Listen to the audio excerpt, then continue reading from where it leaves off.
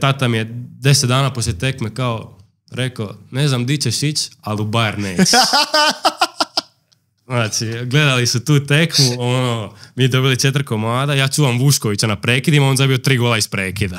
Znači, ubili nas. Još zadnji gol, pao na guzicu.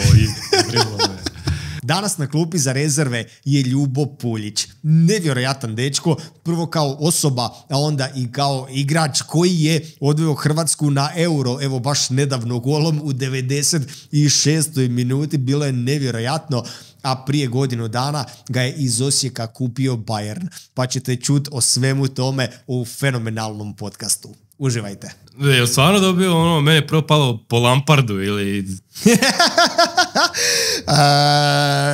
Ne smijem reći ili je ili nije. Znači možda je dobio ime po Frank Lampardu, možda nije. Tebi ću kasnije privatno reći da je, pa ću Mateji reći da nije, da me ne ubije. Znači taka je situacija. Dobro. Ne, pa je vidio sam negdje u Australiji, lik, nemam pojma, nazvu čerku Lanersa, je svidio to. Kakav pobjednik, a ne, ko to napravi? Da, ova žena kao romantika, prelijepo ime. A samo, kak je on objasnio? Kao da je sam smislio to ime kao specifično za nju, ili da je negdje vidio to ime? To ne znam. Jer niko nikad nije čuo to ime, pošto to ime ne postoji. Dobro se sluša. Što bi još mogao biti? Kod nas ne možeš, kao Osijek, Dinamo bi možda nekako mogao ubaciti kroz to. Ali ne, kao Dinamo, da uopće ne kažeš da je obratno, da ju nazoveš Dinamo. Ok ime. Rijeka ne možeš pošto je grad, Osijek ne možeš grad, Dinamo zvuči ok, Hajduk je isto, ne zvuči ko ime. Da. Dinamo zvuči Slaven Belopan. Slaven bi funkcionirao. Da, ništa ostalo ne. Slaven bi bio najbolji. Ali ima Frank Lampard i čak realno razlog zašto sam ja uopće počeo gledat Chelsea. Mislim razlog. Tamo to vrijeme kad sam ja počeo pratiti Chelsea je Gianfranco Zola. I on mi je bio omiljen dosta godina i ono što je najgore, kao nije Frank Lampard, on stvarno ima Franco ovu situaciju. Tako da, kompletno sam uzeo, da sam mi rekao kao, zove se Gianfranco, znači bio bi ubijen. Zove se Drogba. Mali Didier. Znaš šta, ok ime. Pa je, samo Od svih igrača, samo malo, evo, imaš 5 sinova. Imaš. Moraš im dati ime po igračima. Ja bi sad, ne bi se sjetio Didiera nikad, ali sad kad kažeš... Ne znam, mislim da ne. Mislim, dobro, aj sad da ne gledamo hrvatske, tipa da daješ Mateo. Ne. Samo strane. Pa dobro, ti se dobro snašao. Mislim, okay. Da, ima smisla i u Hrvatskoj, nije sad samo da je... Sad sam gledao, kad smo igrali protiv Egipta, oni su imali 9 ili 10 Muhameda, a mi smo imali 14 ili 15 na ić prezime. A javio mi se s ovog akaunta Prva Hrvatska liga, jer se tako zove. Jer sam ja stavio kao za Egipat. Egipat ima 10 Muhameda i na isti sam story stavio Hrvatska i kao 3 točkice da znaju ljudi da trebaju otići na sljedeći story. I on mi napiše poruku, mislio sam da ćeš napisati a Hrvatska ima 0. Rekao brutalno. Rekao da, nisam išao u tom smjeru. Nego sam gledao specifično za ić, ali šta ima koja Koreja? Sjeverna. Kim.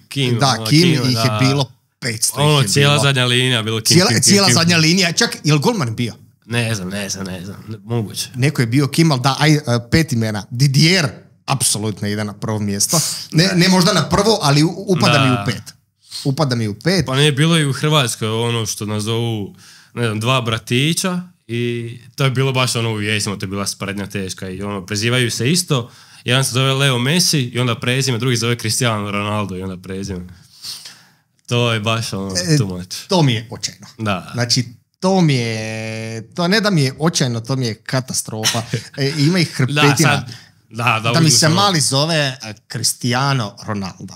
Znači, Da, dobro da staviš ono Kristijan ili Leo ili nešto. Nešto da je, ali baš ima koji ga nazovu Ronaldinho de Assis Moreira. Brc, nisi.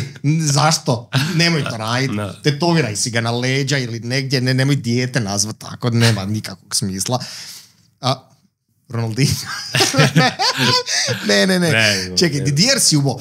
Fernando Torres. Pa dobro, da, a ne znam za naše lijepo ime. Bio bi kao zavodnik. Sad malo, pojaviš se kao Fernando dobro, u školi ili vani. Znači sve oko tebe. Gonzalo, Higuain. Gonzalo. Gonzalo nije toliko romantično kao Fernando. Fernando je romantično. Šta bi još moglo biti? Erling. Da ga zove. Erlinže! Donesi mi pivo, Erlinže. To isto ne funkcionira. Ok, Didier. Sam skonto tam je dobro. Tu ću stati. To mi je. A ne možeš sad da ti padne na pamet nešto onako lijepo. Po čem si ti dobio ime? Po čemu? Po Didi. Aha. Po Didi, da. Koliko je daleko išlo to? Jel ima još poslije? Pa imam u obitelji par imena što je bilo, a sad ne znam jel sad od mog Dide, ne znam kak je on dobio ime, nemam pojma. Odnosno on je dobio ime, ne znam, od njegovog tate prijatelja, ako se ne varam, ali ne znam, to nisam siguran. To stvarno nemam pojma, ali eto, ja sam po Didi. Ja se zovem isto kao i svi. Znači, Ivan je, ja kad sam išao u školu, u osnovnoj mi smo u razredu imali 5 i kritično, znači naše društvo, kao kroz život, najbolji prijatelji koji smo bili, tipa ne znam, kroz srednju školu, kad smo igrali PES, izlazili van, kartali belu, malo se znalo dogoditi da smo za stolom sva 4 Ivana, čak nas je bilo 5, onda da, ko što nas je bilo u srednjoj školi, a ne to ista ekipa, ali nas je bilo 5 i svi su uvijek bili Ivani i nevjerojatno nikome nikad u životu nije zvao Ivana. Znači, da, pa uvijek, osim tipa u školi profesorice. A znaš šta, najbliže me i dalje zovu po prezimenu. Tako da nikad nije bilo, Ivan nikad nisam, tipa da se neko izdere Ivane, ne bi se okrenio. Vrlo lako moguće da se ne bi okrenio. Matea me možda najviše zove Ivane. I to kad kaže Ivane, ako ne kaže Ljubi, znaš da si...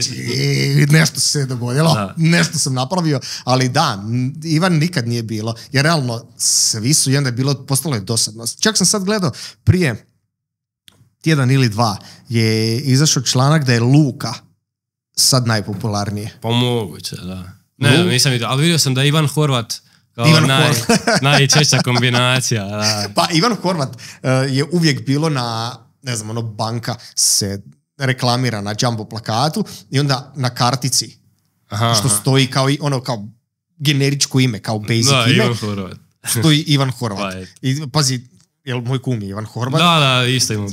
Njemu je cijeli život gleda kao vidim, moja kartica gore.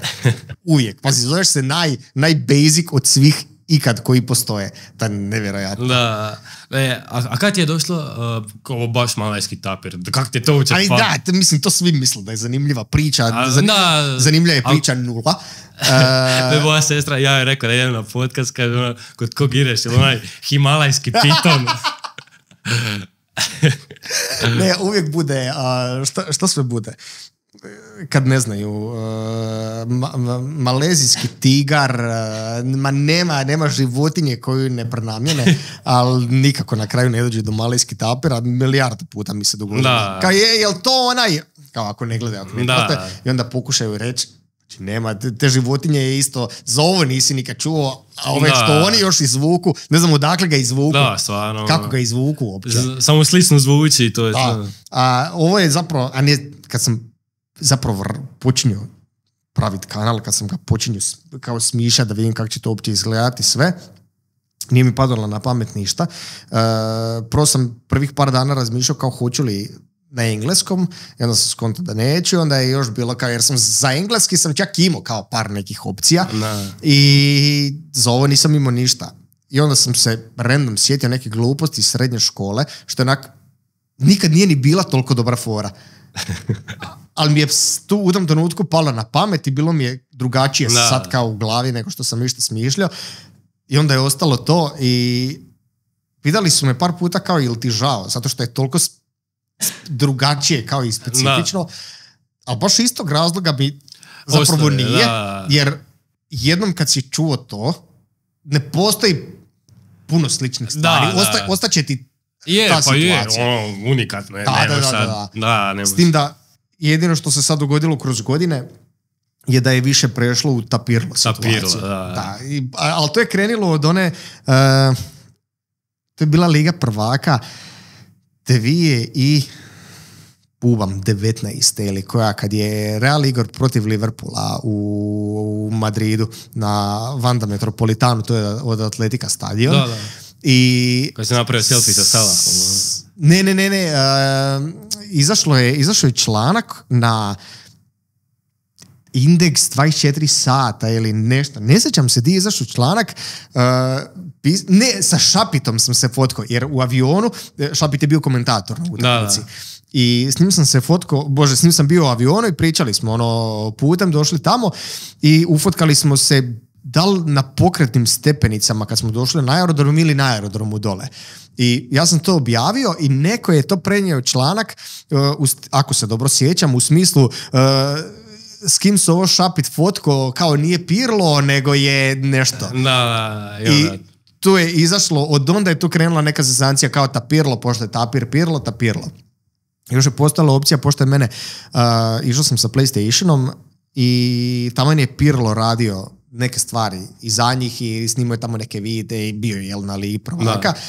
I onda sam ja pokušao kao, možemo li organizirati naš susret?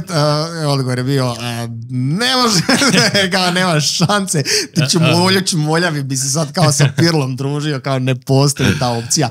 I tako se ništa nije dogodilo, ali od toga je zapravo krenilo. I sad razmišljao sam čak par puta da na kanalima, tipa da krenem sa Instagramom ili na TikToku zapravo stoji tapirlo.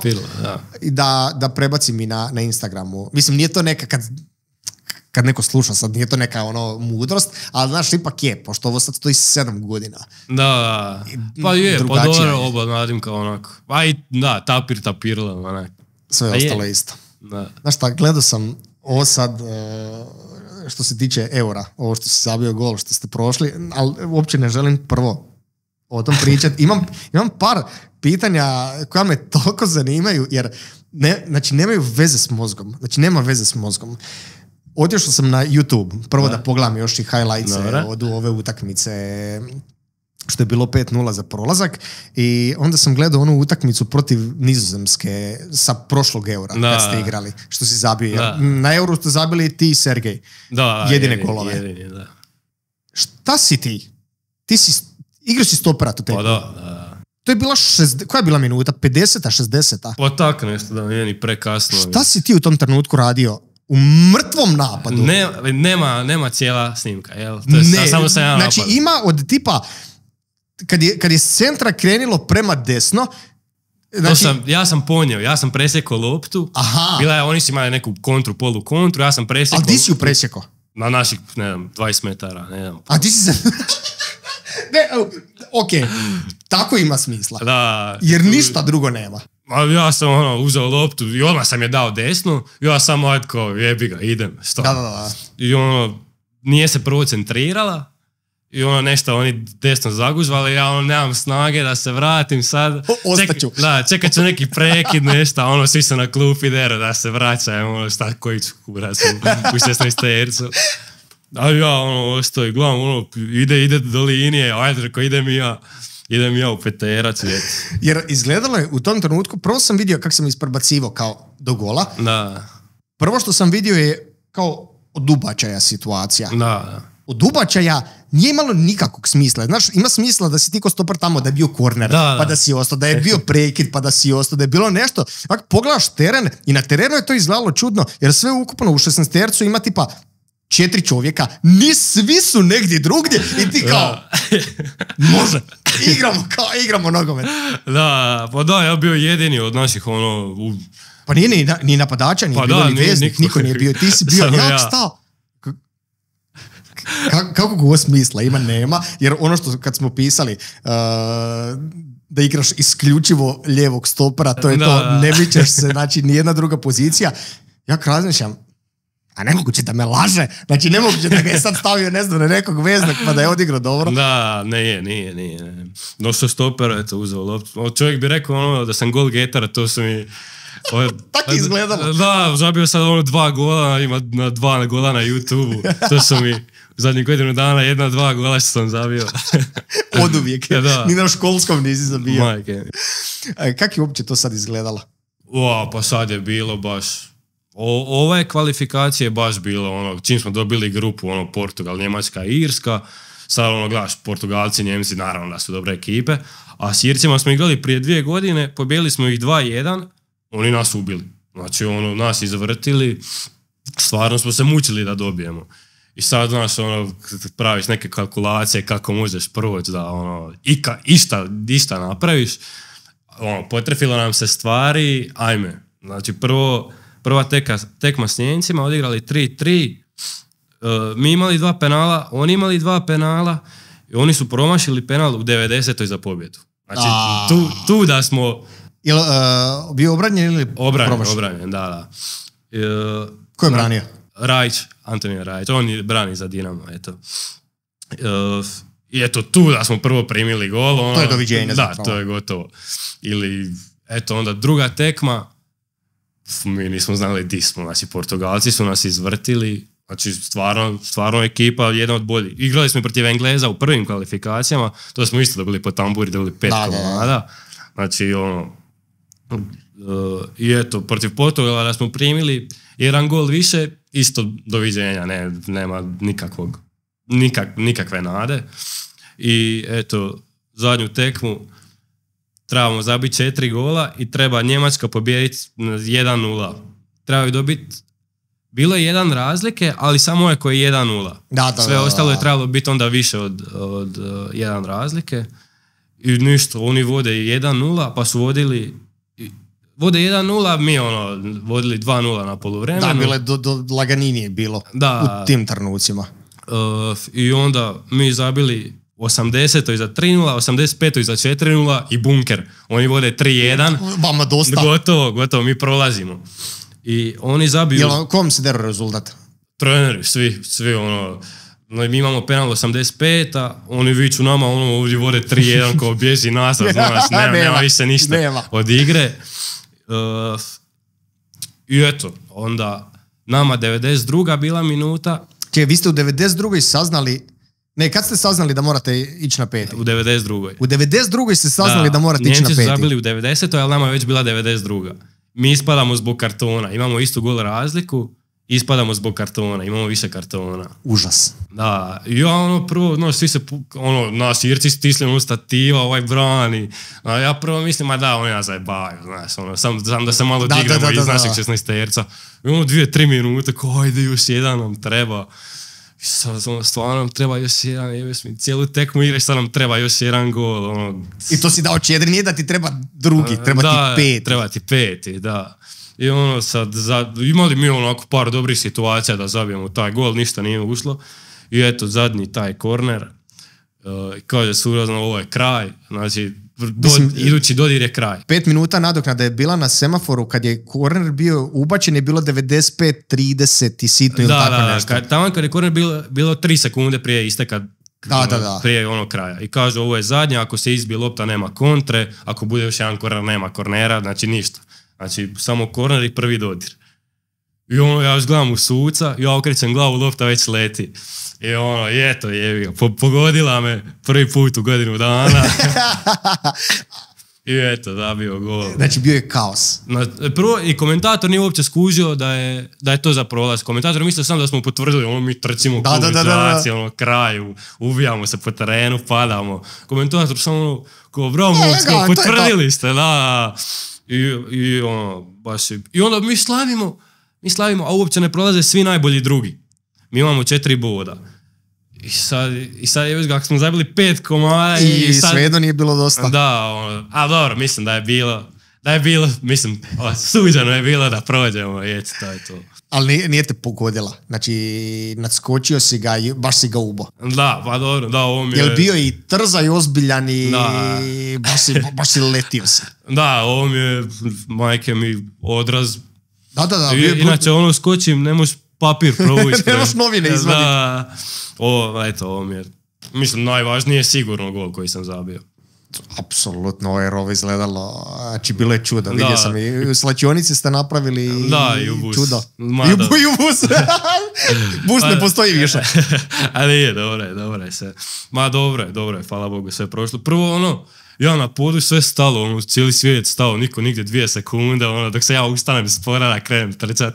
I eto, onda je stvarno bilo. Ja nisam ni čuo da je sudac sudio kraj, dok smo mi slavili. Da. Ne, odmah, čuje se na snimci. Odmah je sudio. Kako ste zabili, tako ga je stavio u usta i fičio. A Irci, znači oni kod da su isto branili sam da mi ne prođemo. Znači, mi zabili za 4-0 i oni svi u napad. Pa di ćete je...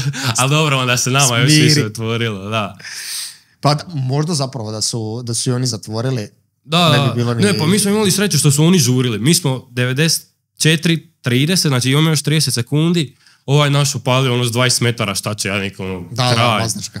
I Irac ovaj golman trči po loptu odmah da izvodi i doda nama odmah. I eto, do istog dobili korner i eto zabili. Jesmo mu cugu platili kasnije. Prijatelju, hvala ti na svemu. Da, i Portugalcima se trebamo zahvaliti što su ove dobili. Ne, pa stvarno se potrefilo stvari. Nekad se namesti tako da, mislim, isto da nije vama, isto bi tako pričali sad i oni sa druge strane. Kao je li moguće da se tako namjesti?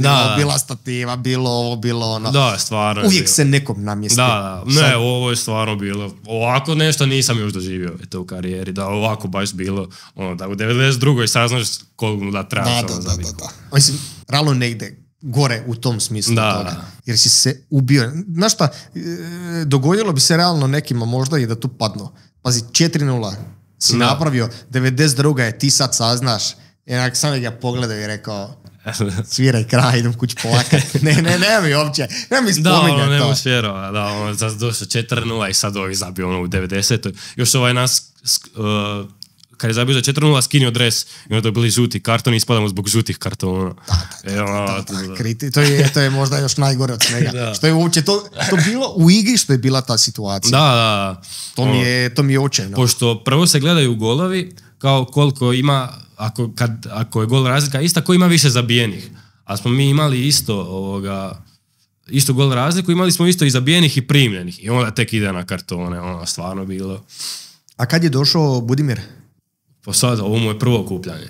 To je bila prva, dvije tekme. Koliko ste na ovom okupljanju odigrali? 3 tekme. 3 tekme ste odigrali. Da. Mislim, on je, trener je kao izbornik je već, mjesec dana od kako je ono bilo, ali ovo mu je bilo sad prvo okupljanje s nama. Kako ste ušli u to sve, kako je on ušao? Pa dobro, vidi se da trener, imamo glavu i rep, što mislim, eto i šta je napravio s Hajdukom u Ligi prvaka. I eto sad ovo je bilo stvarno nismo očekivali. Do prve tekme, onda smo vidjeli da možemo i eto, onda smo imali sreće. Kad je Euro? Euro je sad u 5. već. Kad je kraj sezone? Vama? Pa eto, početak 5. i onda još Euro, znači kraj Eura je početak 6.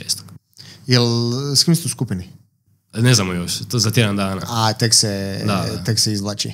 Da. A valjda nas neće opet usrat neka ovaka. Da, jer imali ste kao par puta nekoliko razlike da je bilo.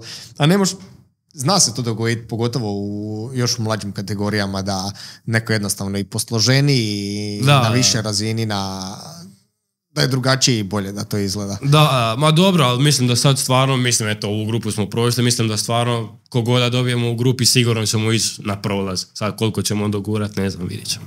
Jel imaš, tipa pošto si 1 euro već odradio to prošle godine, jel imaš sad drugačiji nekakav osjećaj pred ovakav ozbiljni turnir? Pa dobro, da li drugačiji pristup? Pa je, mislim prvi put kad mi je bilo još kao mlađi, stvarno mi je bilo trta prije svake tekme, čak i na kvalifikacijama, nije, bojiš se greške, bojiš se, a sad sam ovdje eto i kapetan, lakše, drugačija odgovornost, drugačije podnosiš taj pritisak i nosit se s tim. Ne mogu reći da je sad lakše, to je opet teške su. Nije lagano. Da, nije lagano, ali iskusniji sam, zreliji sam i eto. Imao sam, to sam pitanje postavio kad sam sa Špeharom snimao i to mi je pitanje, ne znam, iz nekog razloga mi je to jako dobro bilo i odlučio sam kao svaki put kad sam u situaciji da ga mogu postaviti, da postavim.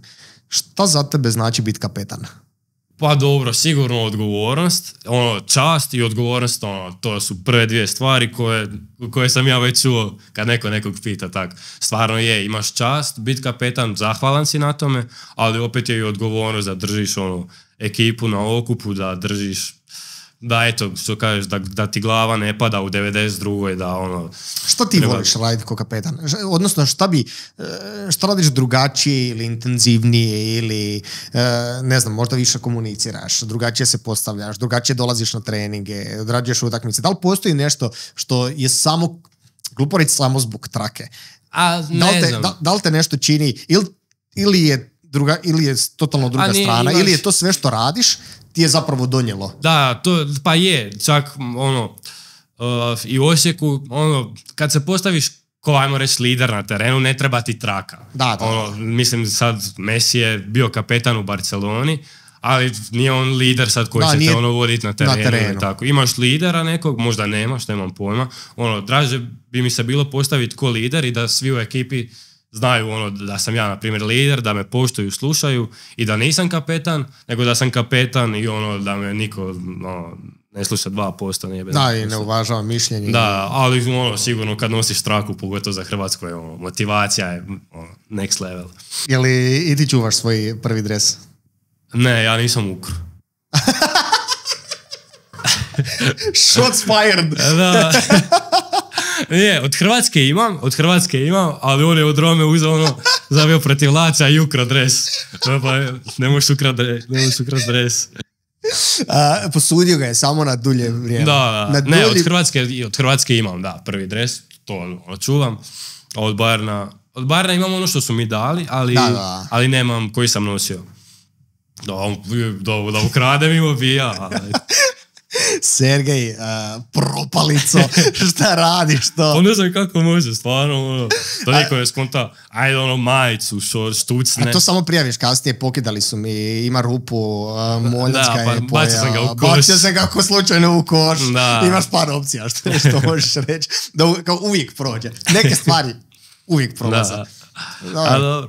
Naučit ćete par trikova. Imaćeš, ormar ćeš ponijeti iz slačionice, sve ćeš. Znaš kad imaju one fora ormare sa slikama od igrača, sa svime, kada se trebaš doći moliti i igraču, sve, ko ultar doslovno ga naprave. Ogromne na šta liče te slačionice na novim stadionima? To je bolesno. Da, pa mislim, nisam bio na Allianzu, ali taj gdje je trening kamp za seniore isto, čega se ima. Da. Mislim, lijepo je, luksuz, stvarno, uživancija. Kad bih htio prvi put biti na Allianzu?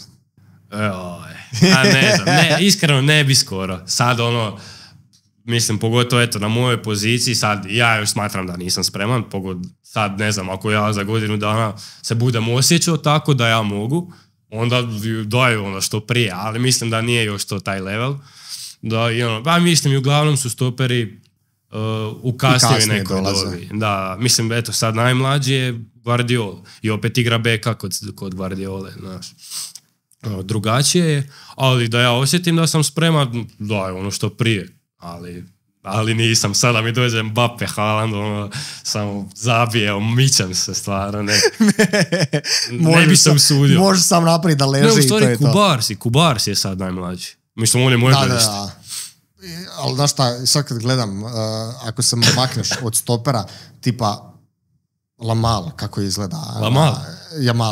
Jamal, kako izgleda na terenu, či bolesno. Da. To je doslovno nevjerojatno. I sad ova utakmica što je bila, Endrik, sa Španjolska, Brazil. Da. Mislim, on je 173, on je još niži od mene. Pa izgleda kao mali, napucani tank, nije predebel sam, izgleda kao da ćete slomiti svake sekunde. Pa nema šanse. Baš izgleda. Mislim, on je moj godište. Sad, dobro, Endrik je godinu dana stariji. Sad zamisli da ti dođe Haaland, koji je već za stopera. Jamal, na primjer, je totalno suprotne građe. Štrkljavi. Kad pogledaš njih dvojicu, jedan pokret drugog, pa da, ali opet... Ovaj ga pojede za doručak. Pa da, ali opet, on ima brze, ima dobar dribling, ima drugačije predispozicije. I opet, ono, znaš, na krilu je, nije sad, može si on dopustiti da je neki bek brži od njega, pa ono uzme mu loptu. A i drugačije uvijek biti u napadu Pa i da, biti u obrani, jer kad pogrešiš u napadu, nisi primio gol. Da, pa zato kažem, ne bi volio skoro, ne bi volio.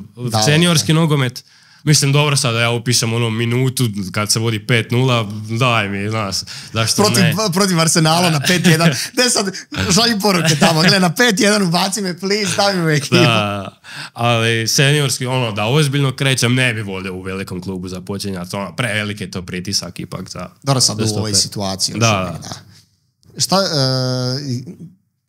Šta ti vidiš kao najveću razliku između tog, gdje sigurno razmišljaš o tom kako će izgledati i kad postaneš senior, ne nužno za Bayern, nego kad budeš igrao bilo gdje, a da je seniorski, šta je tebi sad najveća razlika između ovog gdje igraš sad i kako ćeš se ti morat promijeniti u tipa sljedeće 2 godine da započneš seniora? Definitivno brzina izvođenja svih tih situacija, znači ono, kad sam eto bio sa seniorima na tim treninzima, to je sve, mislim, Miller je, ono, vjerojatno sada ja i on se trkamo, ja sam spor ko magla, ali mislim da bi ga dobio.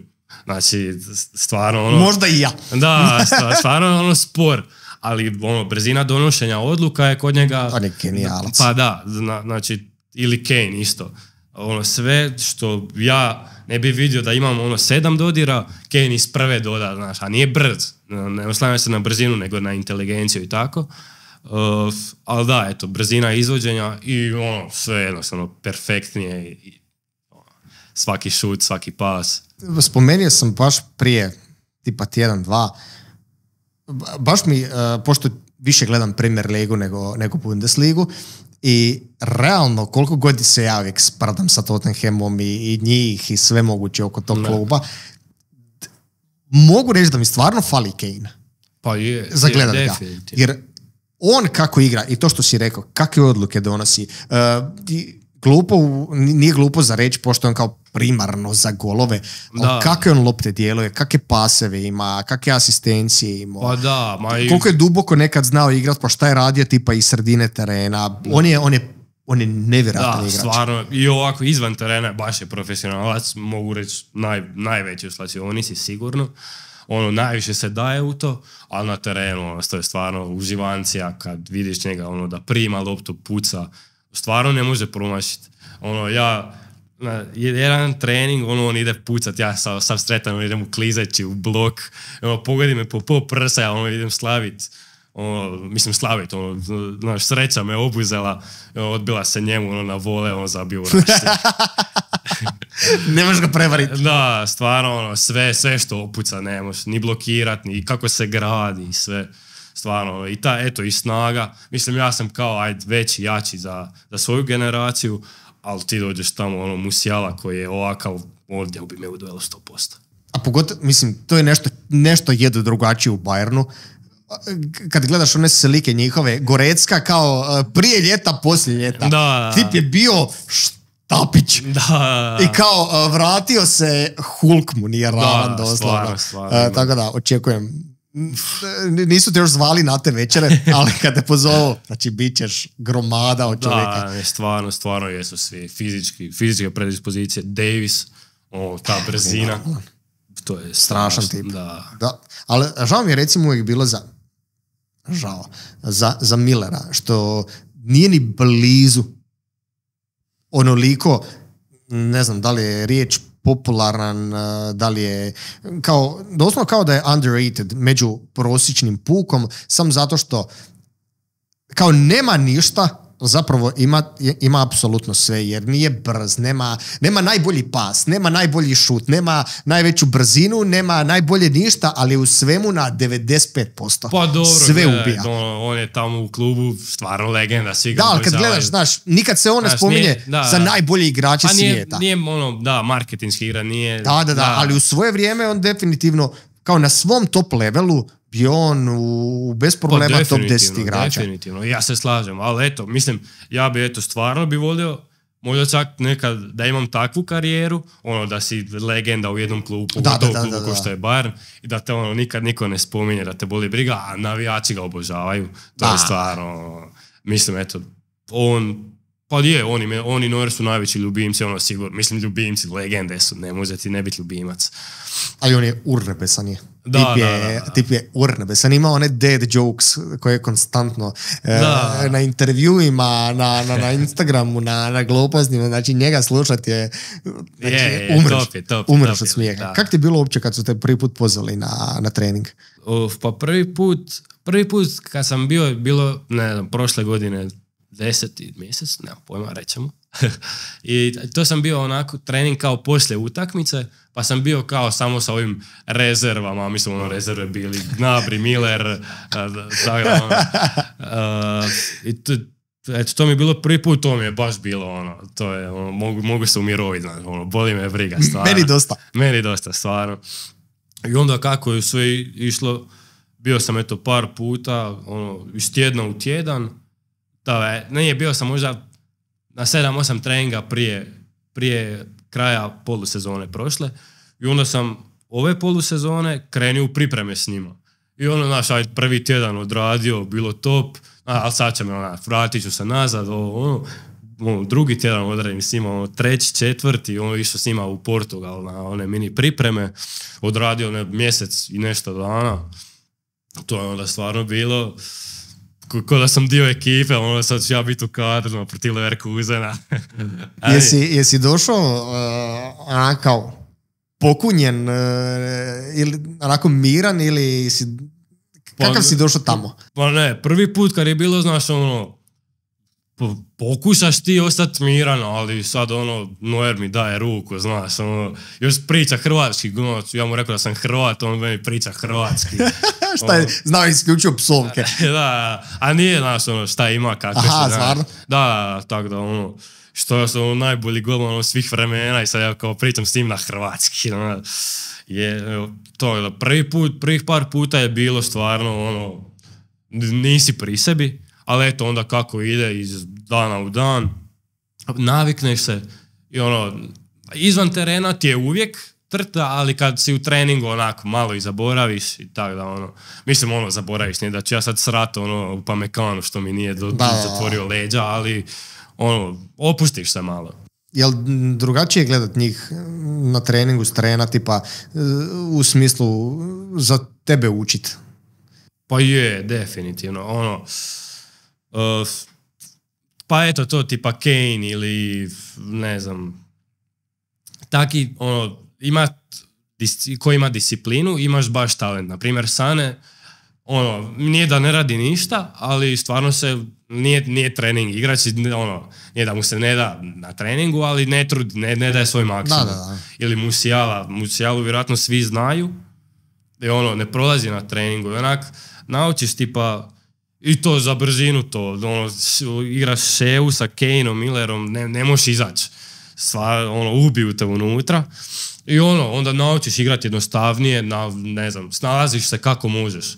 A što se tiče savjeta od njih, šta ja znam, Kimih uvijek nešto kaže, uvijek voli pomoć. On je isto zapravo dosta velika legenda tamo. Da, vole ga, definitivno. Mislim, uvijek ima, ne znam, tipa hoće igrat veznog, neće igrat beka, malo je arrogantan, ali mislim, stvarno je igračina, nema šta. Svi pomažu, mislim, pomažu samom pojavom. Ja ću naučiti, ako vidim, ne znam, sad eto na mojoj poziciji De Ligt, Upamecano i Kim, znači to su, mislim da stvarno niko na svijetu nema tako dobra vrhunska, čak i Dyer kad je došao, stvarno je bio, mislim i sad je on dobar, vidiš da je on je tipa miran, stvarno je lider, loptu vrti okolo, onda Kim je sjekira, samo taka. I tako, svako je različit i od svakog možeš nešto uzeti i naučiti.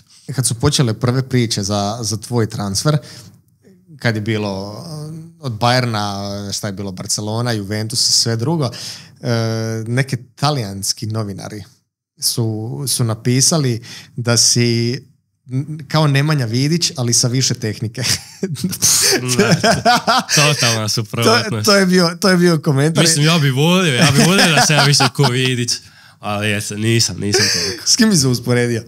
Ne znam. Mislim, ko bi ja kao htio biti, definitivno ovo što sam gledao, Van Dijk je stvarno meni. Aha. Takav bi ja htio biti. Ali mislim da nisam još. On je baš lider, da stvarno ima tu nešto što god da napravi najveću grešku. Ne izgleda kao greška.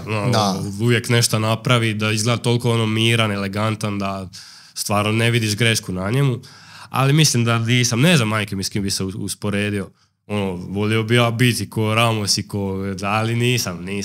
Ne znam stvarno. Onako, mirni sam, ali mislim da bi trebao nekad bi volio stvarno, kažem, biti više ko Vidić ili tako neko, ali mirniji sam dosta. Sad ću vidjeti, čak sam si stavio, jer sam specifično izvadio to kao šta su napisali, ili bi bilo urnebesno, jer bi bilo je kao, znaš, to sad kreću priče vezano za sve, kao kakav si, šta si i odakle si, sam da te s nekim mogu nekako usporediti, čisto da znaju ljudi o kom se radi, šta dolazi, ko dolazi. Vidi ljudi da završava na ić po Vidić. I šta? Ne, kako sad ne mogu naći. Kaže ovako, to je bilo na, mislim, Di Marzio, talijanske novine.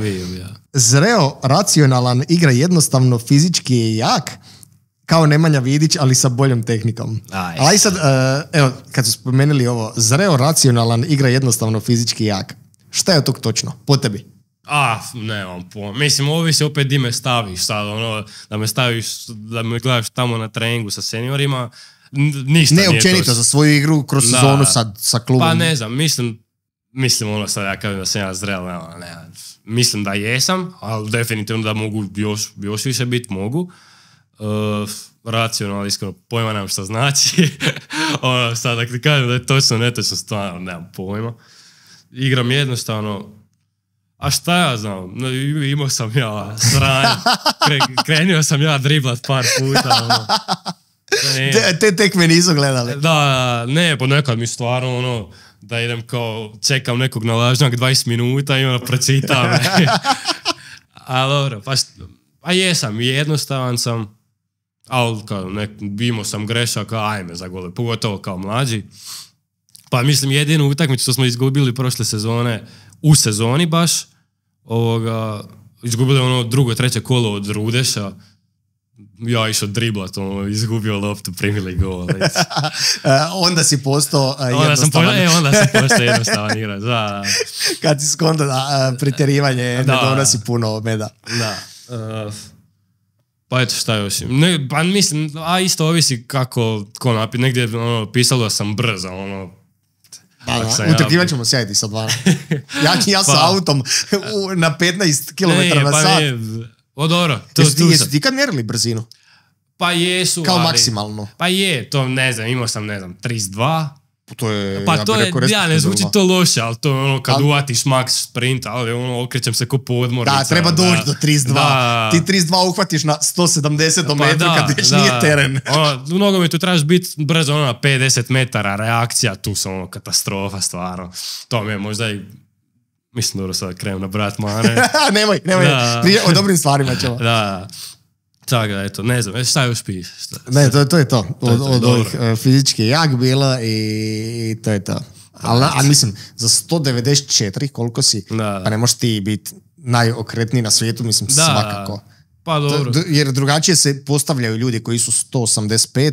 Općenito u igri se postavljaš drugačije, da ti onda ni ne treba ta situacija. Ko što, ne znam, Thiago Silva i dalje je sad od 62 godine ima i dalje igra odlično, zato što zna da se ne mora oslanjati na brzinu. U startu se postaviš tako da ti možda nikad neće trebati. Pa da, to je i sad pa i Stanišić, znaš, ti kad njega gledaš u Leverkusenu, on igra na beku, nije on, mislim, eto, i sad kad kao, znaš, idem pogledati njegovu najveću brzinu, pisalo je 33, to je stvarno brzo, ali nije da se on oslanja na to, kao, stvarno treba biti, eto, pametniji, trebaš znati svoje prednosti i mane, trebaš koristiti i sakriti mane što uvijek. Sakriti mane, to ćemo sad napraviti. Da, pa eto, mislim dobro, nije sad da ja, mislim, zna mi se nekad da ostanem visoko, pa da uđem u sprint s nekim, ostanem 20 metara iza, ali nije da je baš često, da. Šta je najviše što voliš raditi na terenu? Kao stoper?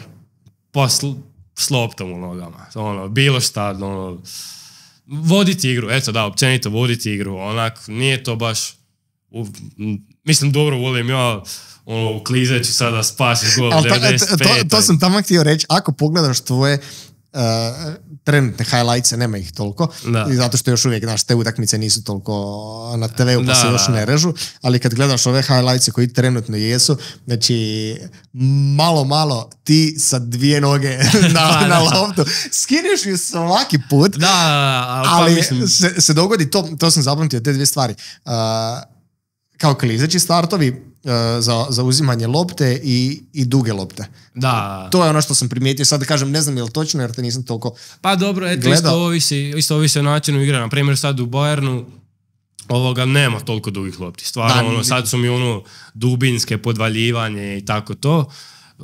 A klizeću, eto, kajem, potrefilo mi se da imam par dobrih, to su uvatili. To su davno odrezali. Da, nije volio bi, onako, mislim, sad da me pitaš, jel bi rađe evo sad ko ovo protiv Irske, što sam zabio sam gol jednom ikad, naravno da mi je to draže nego sad voditi igru 7 puta, 7 utakmica, ali to je onako što mi je najčešće kroz igru, što se najviše događa i eto to onako najviše volim. A kako je uopće krenula ta priča o transferu? Kako si saznao za to? Je se to brzo odigralo? Pa ne, brzo se, ko se seriju se dogodilo u 2 dana. Znači, on je očekivao je nešto nekad, ali i onda na kraju mu je baš bilo prebrzo, a moje ti je trajalo godinu dana otprilike. Znači, oni su ti mene prvo gledali u Splitu, igramo protiv Hajduka, mi dobili 4 komada. Čekaj, jesi znao da te gledaju? Pa, znao sam da će neko biti, ali tek sam onda kasnije saznao. Znači, tata mi je 10 dana poslije tekme kao rekao, ne znam di ćeš ići, ali u Bayern nećeš. Znači, gledali su tu tekmu, mi dobili 4 komada, ja čuvam Vuškovića na prekidima, on zabio 3 gola iz prekida. Znači, ubili nas. Još zadnji gol, pao na guzicu, mislim, katastrofa bila. I eto, onda me pratili maltene godinu dana. I taman sam ja prošle godine u ovo vrijeme potpisao, možda čak malo prije. Ali se čekalo do 16. rođendana da se izbaci. Ali eto, sve ukupno je trajalo negdje godinu dana tamo. Oko Bayerna. A još je, eto, prvi mi je došao Juventus, odnosno u Osijeku, jel? I onda za Barcu, to je, ne znam, ja ne znam za to, da su sad, mene nisu, mislim, mene mog tatu, ili nisu kontaktirali, ali vjerovatno je sad nešto bilo da je neko... Da. Ali eto, mislim, eto, bilo je, eto, Bayern je bio najozbiljniji, kad su rekli da, kad su krenuli pratit, to je meni onda bilo, to mi je bila odluka, maltene odmah na početku sad. Odnosno, prvo je bilo da Sergej i ja idemo u Sassuolo u paketu, ali eto, to se nije dogodilo i onda mi je bilo, eto, Bayern i to sam samo, eto, čekao kad će. Je li uopće ikad bio dan u kojem si morao razmišljati Juventus ili Bayern, ili si imao uvijek? Imao sam, imao sam općenito, prvenstveno bi išao tipa i Red Bull, znači tipa tako neko Ajax, take neke škole njemačke, austrijske. Da, što se tiče baš škole nogometa. Da. Tako da, eto, Bayern sam ga, tako da, eto, nisam nešto dugo, mislim, nisam uopće razmišljao. Kako si se osjećao prvi put kad si čuo to da neko i dolazi? Pa iskreno nemam pojma. Znači, stvarno mi je onak bilo, to ja kad sam potpisivao to s Barom, meni je toliko sve bilo onak nešto... U magli. Sve nešto onako prebrzo. Ja sam došao tamo, ja se slikam, ja ovako izgledam, ću zaspat, ovo mi kao da nasmiješ se, malo potpisao si ugovor s Bayernom, da izgleda barem da si sretan. Izgledam mamuran, kao da bilo di drugdje, samo ne ovdje. Sve se tak nekako, mislim, eto, kažem, sporo je bilo, godinu dana je to bio proces, ali opet mi je sve nekako brzo bilo, sve nekako u trenutku. Nisam baš razmišljao s ovim osjećajima, da kažem, sad. Da, kad te uhvati tako nešto... Da, mislim, nije mi nikad bio, kad mi kaže da će neko dolaziti, nije mi nikad bio pritisak sad, da imam na umu sad, gledat će on i on, moramo odigrati tako i tako. Mislim, svaku utakmicu se trudiš odigrati što bolje i to je to. I dobra utakmica, drago mi je prvenstveno zbog mene što sam odigrao dobro, a onda ako su bili skauti top, znaš.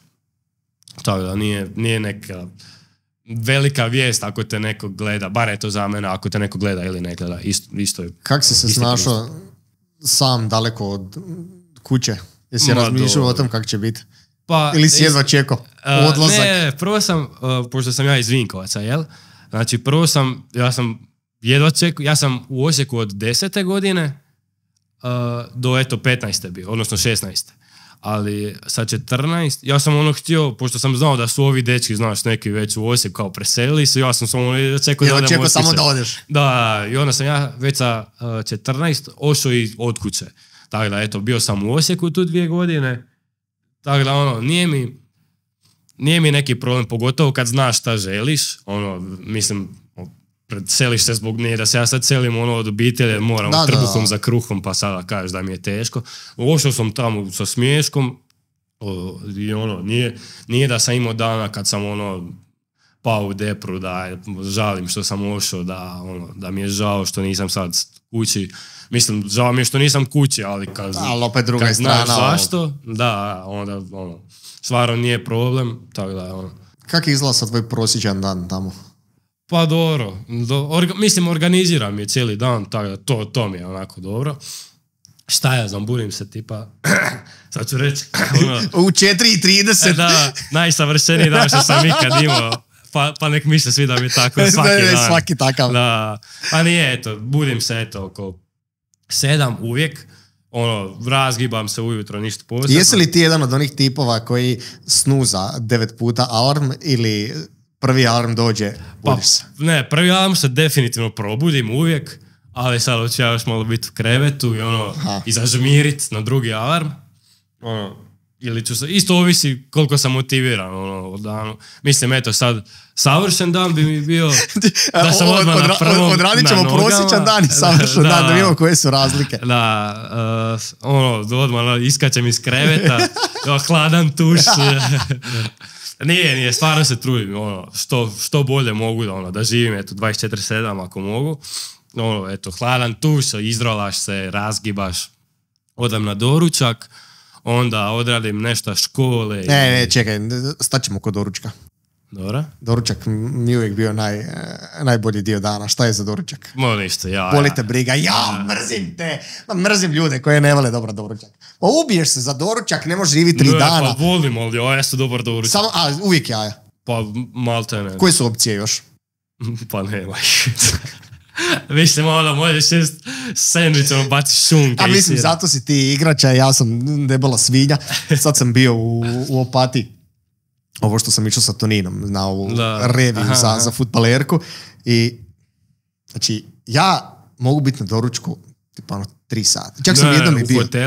U hotelima ja doručak, to je stvarno Da, to je baš, to je nakaradno na šta to nekad liči. Ja kad sjedem, to je katastrofa. Da. Prošle godine, je li bila prošla godina, išao sam na finale kupa u Poljsku, kad je Arsenić igrao.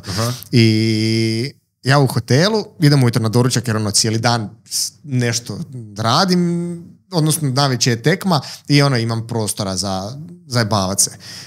I odem ujutro na doručak i kad sam se spuštao liftom, napišem Mateji, idem na doručak. I odem na doručak i ja njoj uvijek, pošto i ona isto obožava, fotkam joj konstantno. I sad dođem dole i bio je neki brutalan hotel, imali su... Znaš kad uđeš unutra i vidiš ono sače od pčela onako za skidat med. Ako vidiš to, znaš da imaju 300 još takih zanimljivih stvari. Ja ušao unutra, znači ko da mi je rođendan. Jedan tanjur, drugi tanjur, treći tanjur, četvrti tanjur, ubijam se, sve sam ubišao 500 puta i njoj cijelo vrijeme fotkam.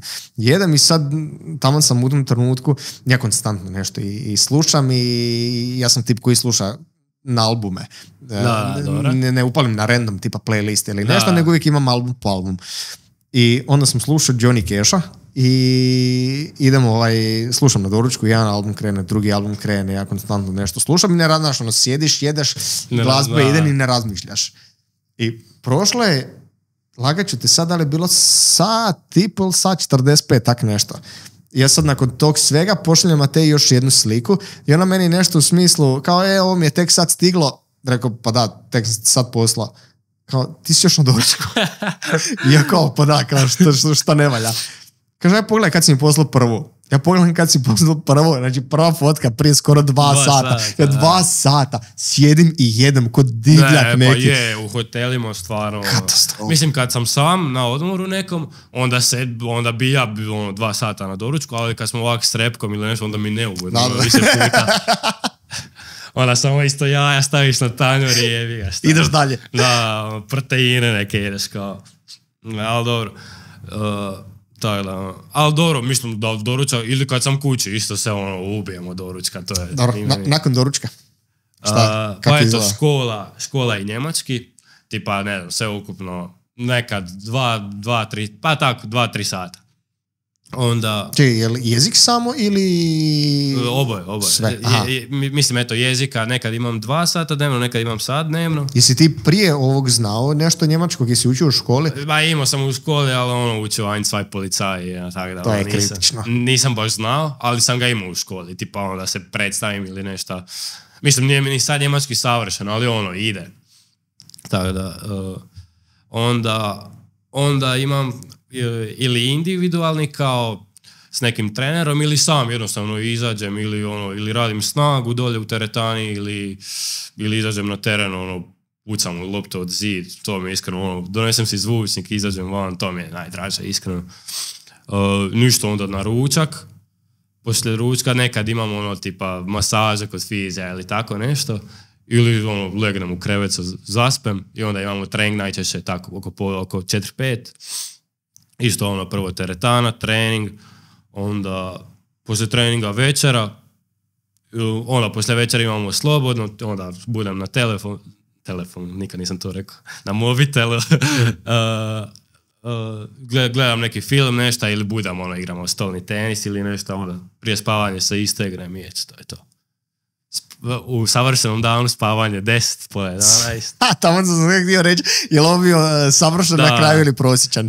Ovo je savršen. Da, dobro. U prosječnom je to samo za minus 0,2. Ne, pa stvarno, držim se što više mogu. Ne znam šta mi bude, tipa, eto, kad nemam individualni mi je prosječno, ili kad ne odem u teretanu, onda tamo poslije škole nemam pojma. A sjediš i brljaviš po mobitelu koji svi drugi.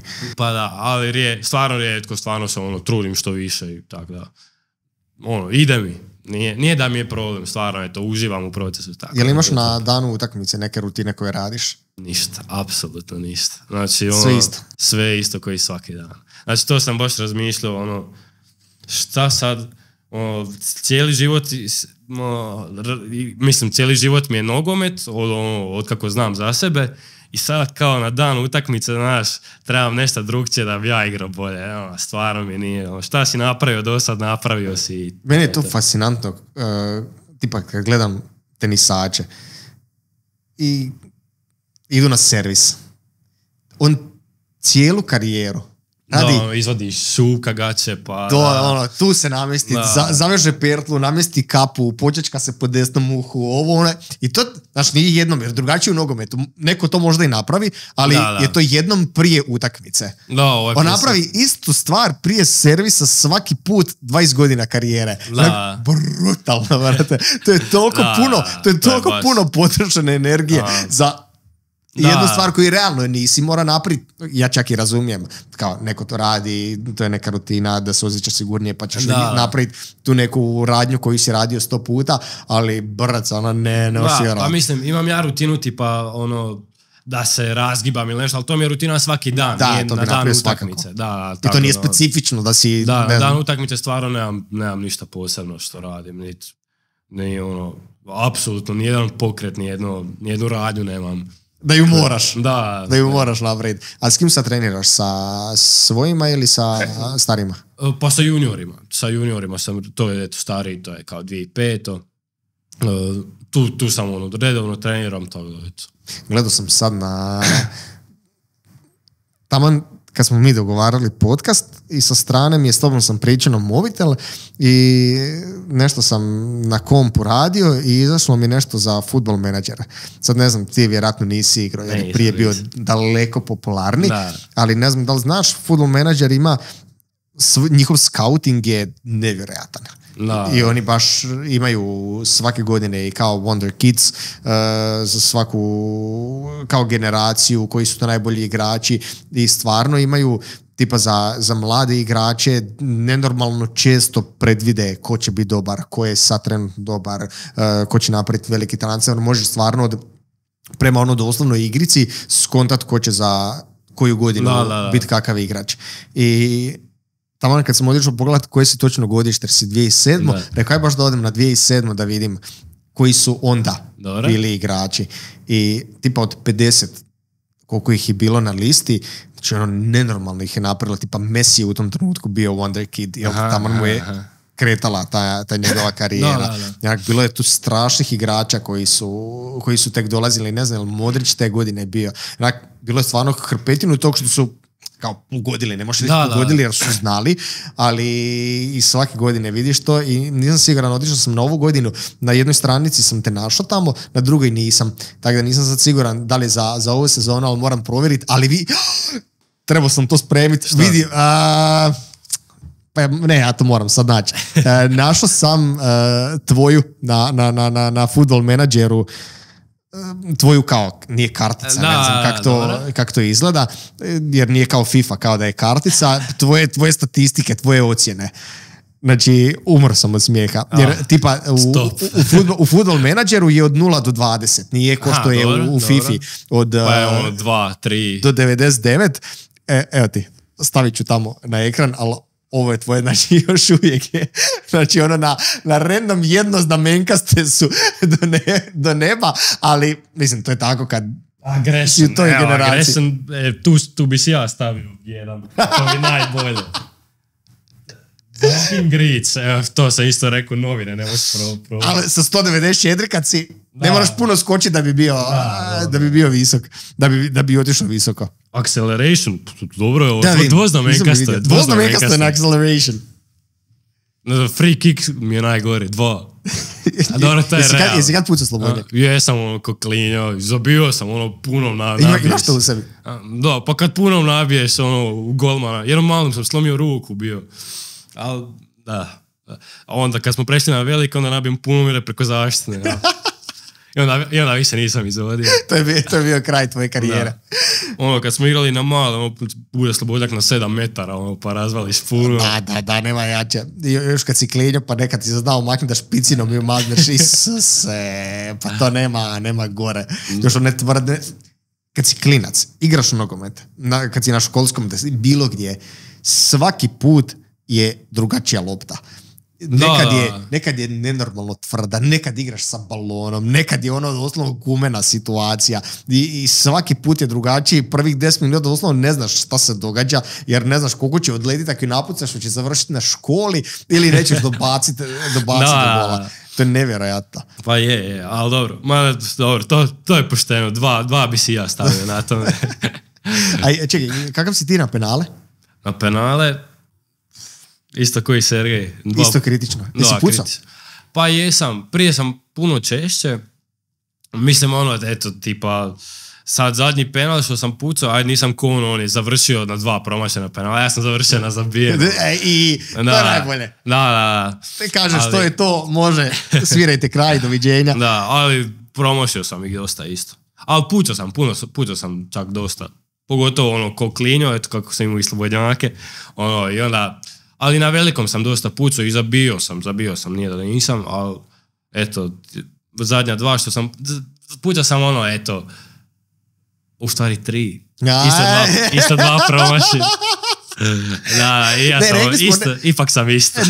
Nećemo pričati o lošim stvarima, to smo rekli. Ne, eto, u novije... Spomeneš samo ovaj koji si zabio i tu je kraj. Ne, eto, u novije vrijeme, 3 penala, 2 promaši.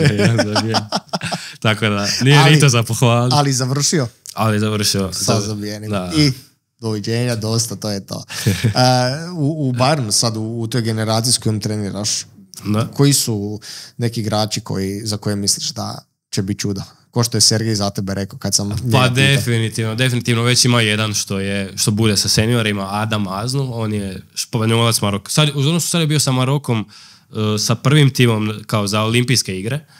On je već bio sa seniorima na klupi već par puta Mislim, eto, naš Lovro je isto. Mislim, dobro njega isto ono spuste kad je najbitnije, samo on je inače isto sa seniorima i sa B ekipom.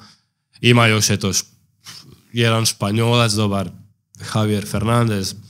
Mislim, to je ono sad, što su, ono, mogu ja nabrojati sve, sigurno ću nekog ubost. Ali eto, za sad su najviše nade polaže u njih i ono, vrti se sve oko njih. Taj, eto, mislim, nije da se vrti oko njih, nego jednostavno vidiš da vidiš da imaju nešto u sebi. Ali definitivno, eto, mislim, eto, ako je Lovro naša generacija, on i taj, eto, Adam Asno. A u repki sada? Pa isto, ono, mogu sve nabrojati, ono, ovaj zabio 4 gola, ovaj Čutuk, pa onda, eto, i ovaj drugi stoper što je sa mnom igrao Zebić, ima i iz Osijeka tu Barić, stvarno, ono, Baković u vezi, ima i Ahmeti, on je 7. debitant u HNL-u, najmlađi debitant u HNL-u, ne, stvarno, eto, mogu nabrojati sve i ono, nekog čubost, sad više nije pitanje ono kvalitete, svi tu imaju kvalitetu, sad je ono pitanje, eto, sreće, koliko će ko živit nogomet i eto, to je to, neko će, sigurno će negdje se neko probiti, tako da, eto.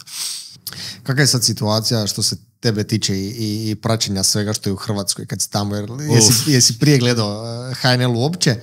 Prije, ono, pratio sam, dok sam igrao u Osijeku, ono, pratio sam, ono, mislim, nije da sam pratio sad svaku tekmu, ali sam pratio što se događa barem na vrhu tablice, ali sad ti mogu reći, ono, skoro ništa, stvarno sam se razočao, ono, Lovro mi priča isto zvonar, priča mi ono za nešto, ja nemam pojma, kad sam ti ono, da, sam ti ono. Ti gledaš tekme preko tjedna? Jel kao baš pratiš nogomet? Ne, znači prvo, ne smijem imati TV u svojoj sobi, ali dobro, eto, onda šta nađem na laptopu, ono, baš, ali mislim, opet pogledam, ono, preko vikenda opet pogledam 4-5 utakmica. Nije da ne pogledam, ali sad... Zvučalo je sad kao da pogledaš 0. Da, pa dobro, ali nije da pratim sad ono, da igra ono, Brighton, Aston Villa. Da. Dosta sam ono, 2 dobra kluba, rekao. ali ono, derbija popratim najveće klubove, pogotovo Premier ligu i sad Bundesligu, stvarno, eto, popratim. Zato što postoje neki igrači koji doslovno, boli ih briga. Ne gledaju utakmice nikad, nogomet ih kao tehnički ni ne zanima baš previše, osim igranja, jer kao obožavaju ga igrat, obožavaju biti na terenu, raditi treninge, ali ne gledaju puno utakmica, pa sam zato pitao. Nekad ovisi, ono, gledam, ono, nemam pojma, neki derbi, ono, bude ništa, ono, 0-0, hoću se ubiti, ono, koji klinac. Ali nekad, ono, gledaš nešto ono bez veze, bude ono 4-3, ono ludnica neka, tako da. Jesu ti draže utakmice 4-3 ili 1-0? Pa kad ja igram, isto ono 4-3, uvijek mi je ono samo da bude što zanimljivije i eto. Mislim, dobro, ne bi sad volio da izgubimo 4-3, ali uvijek bi ono, dobru utakmicu, da mogu, na kraju krajeva, da mogu reći da sam igrao u dobroj utakmici nekoj, a mislim, može biti tekma... Ima brutalnih tekmi. Ja recimo sa druge strane više volim... Ozbiljno? Da, ja sam, to kako sam rekao da sam odrastao sa Zolom i taj Chelsea u početku, jer kad je Mourinho došao u Chelsea,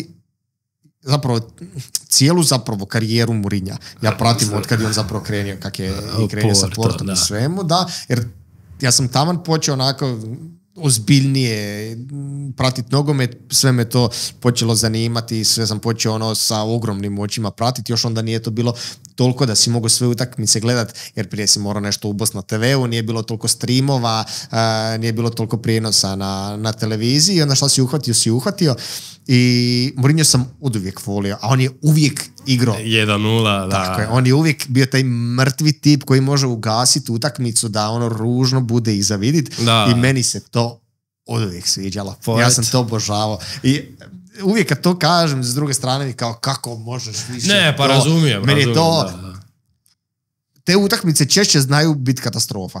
4-3 ne može nikad biti katastrofa jer si se uvijek zabavljao. Ali 1-0 utakmica kad je genijalna, ako znaš šta trebaš gledat na terenu, ako znaš šta trebaš pratit, onda može biti isto jako dobra. Pa eto, meni isto jedna, evo, u karijeri cijeloj ovoj mojoj ogromnoj, jedna od najboljih tekmi mi je bilo igrali protiv Lokomotive, tu završilo 0-0, ali stvarno tekma je bila top, ono, prečka, penal, ono, obrane, nemam pojma.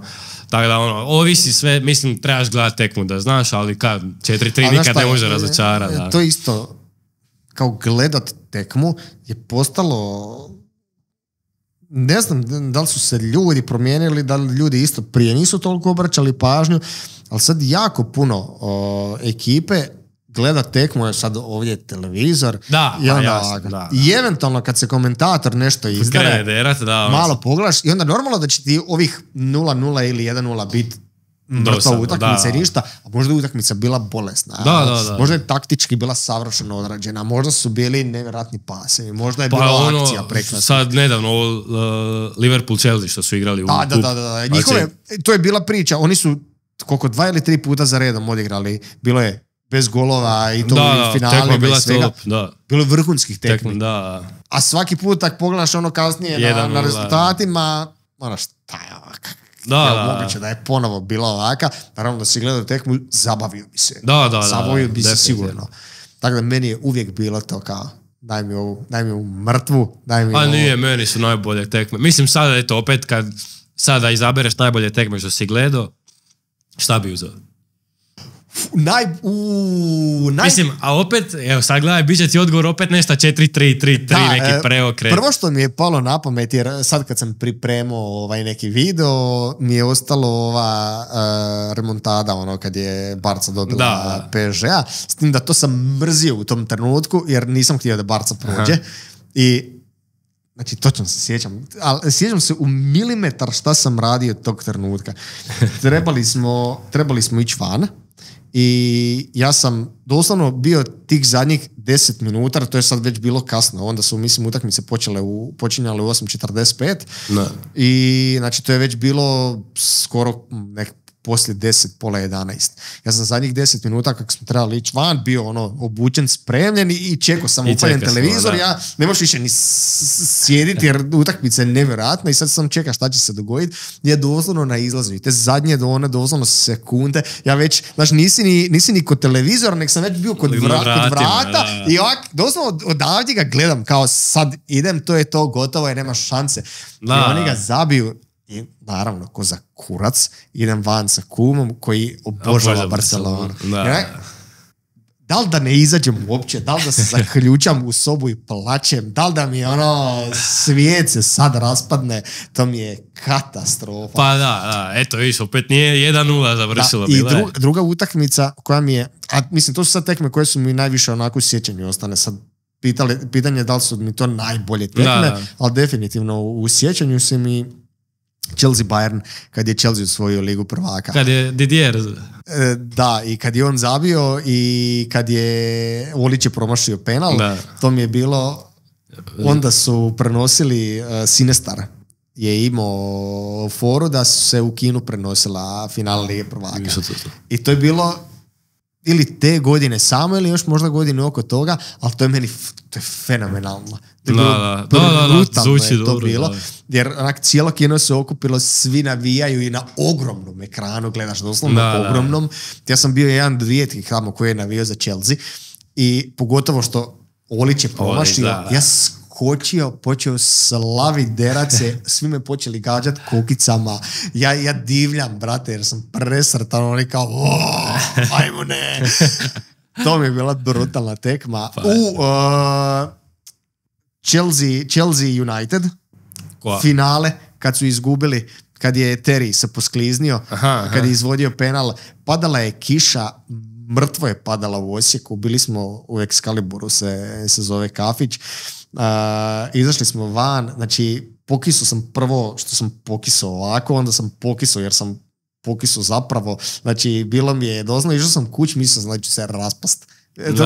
Znaš, nekad kad imaš klub za koji navijaš, stvarno te dirne. Stvarno ti je kao, nakon sljedećih tjedan dana si nikak se ne osjećaš. Jadan si. Za koji ti klub si navijao kad si... To ko seremo Barci, šalim se, nije, ja sam za Barc uvijek bio, ono, kad je bilo još, ono, Raketa, ono, 2015. Tu sam onak baš počeo pratiti, ali mislim, ja sam više onak neutralan, stvarno uvijek više volim gdje su tipa Hrvati, gdje je lijep nogomet. Naprimjer, Guardiolin nogomet uvijek volim, ali onda opet Kloppov nogomet isto volim. Ono, sad da me pitaš, ono, u Engleskoj City i Liverpool, stvarno mi, ono, sad bi volio da, tipa, City uzme ligu prvaka, da Liverpool uzme ovu Premier ligu. Uvijek mi je, ko igra je to ljepši nogomet, di ima Hrvata i tako. Pa meni su isto sad srali što se tiče City, a radio sam neku glupost na TikToku. Znaš, ono, kad ti na random kao dolaze klubove, pa ih ti trebaš rasporediti na 10 mjesta. I izašao mi je City. Dobro. I realno, znaš, kao popularno je mrzit City, zato što kao novac dolazi iz diskutabilnih izvora, vamo tamo. A realno, ako to makneš sa strane, a ja to uvijek maknem sa strane, boli me briga, njih gledat to je stvarno lijepo. Perfektno. Pa najljepši nogomet što igraju. Da, i uvijek znaš šta ćeš gledat, isto ćeš gledat, isto, nije nikad isto, ali uvijek dovoljno slično da znaš šta očekivati, znaš gledat njihove utakmice. Da. I to je jako dobra stvar. Za znat gledat kako oni igraju, šta će se dogoditi, di ko igraš treba biti. Kad ti gledaš šta oni rade sve po terenu, da De Bruyne u svakoj situaciji, na svakom milimetru terena, u svakoj sekundi zna di su svih drugih 10 igrača. To je meni nevjerojatno. On može zažmiriti, on može dodati na 3 različite strane. I to rijetko koje ekipe imaju, da su baš toliko posložene. I sad je i Arsenal, stvarno, eto, i prošle sezone, ja htio da Arsenal što duže ostane u toj nekoj trci, stvarno su igrali lijepo, mislim i sad igraju. Ali eto, mislim da nemaju šanse pored ova dva kluba trenutno. Da, ja isto mislim. Ali igraju lijep nogomet, opet sad da igraju ili Brighton, isto, stvarno, taki, kogod igra lijepo, stvarno, navijam za, eto, što bolji nogomet, ne znam, eto, nisam... Ne, i to je meni okej. Ne, neutralan sam, stvarno, eto, uvijek mi je neko drugi.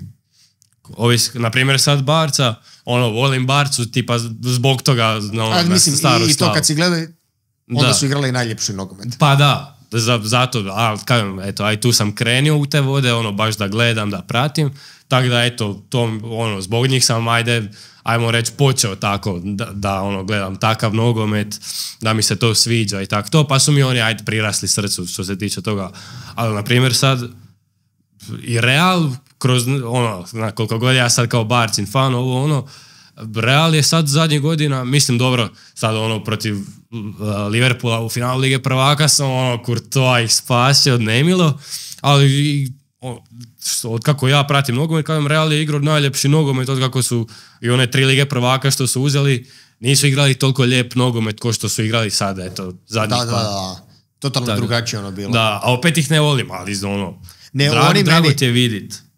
To sam skontao jer što se tiče La Lige isto nikad nisam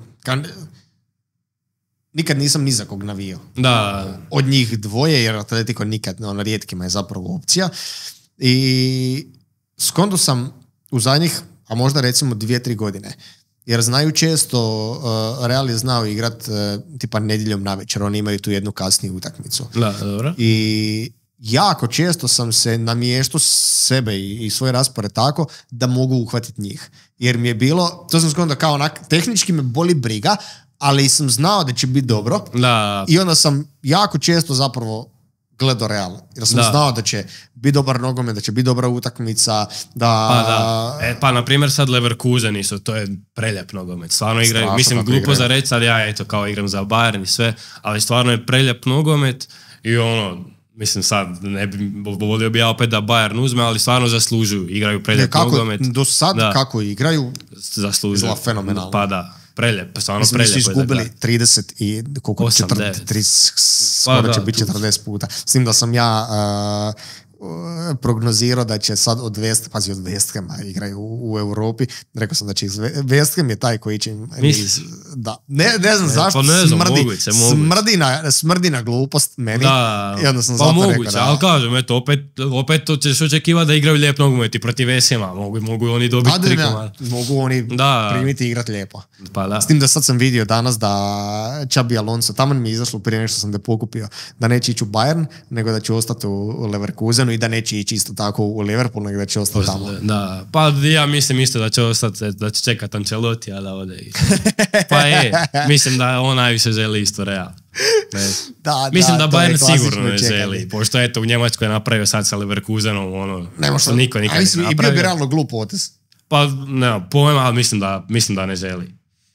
Da, mislim da bi. I da bi prije i u Liverpool i u Real nego u Bayern. A ovo me šokiralo kad je za Kloppa bilo. Da ide. To mi je bilo nevjerojatno. Pogledao sam onaj njegov intervju, traje nekih 25 minuta i onak kao ne navijaš za Liverpool, boli te briga. Ali stvarno ti je žao. Poslušaš ga i kao jevat, aj please, ostani. Kak je to sad moguće da ti sad ideš? Ne možeš vjerovat kao što se događa. A kak je tek navijačima koji su svaki put na utakmici na Anfieldu, koji prate. Ne, navijači govore da bi rađe da mu mama umre.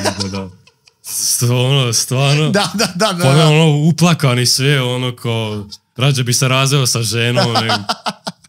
Mislim, koliko je znači. Da, postoje ljudi koji, ja bih rekao to čak i misle. Nije, znaš, svašta se napiše na internetu, ali postoje ljudi koji su kao, napravi to.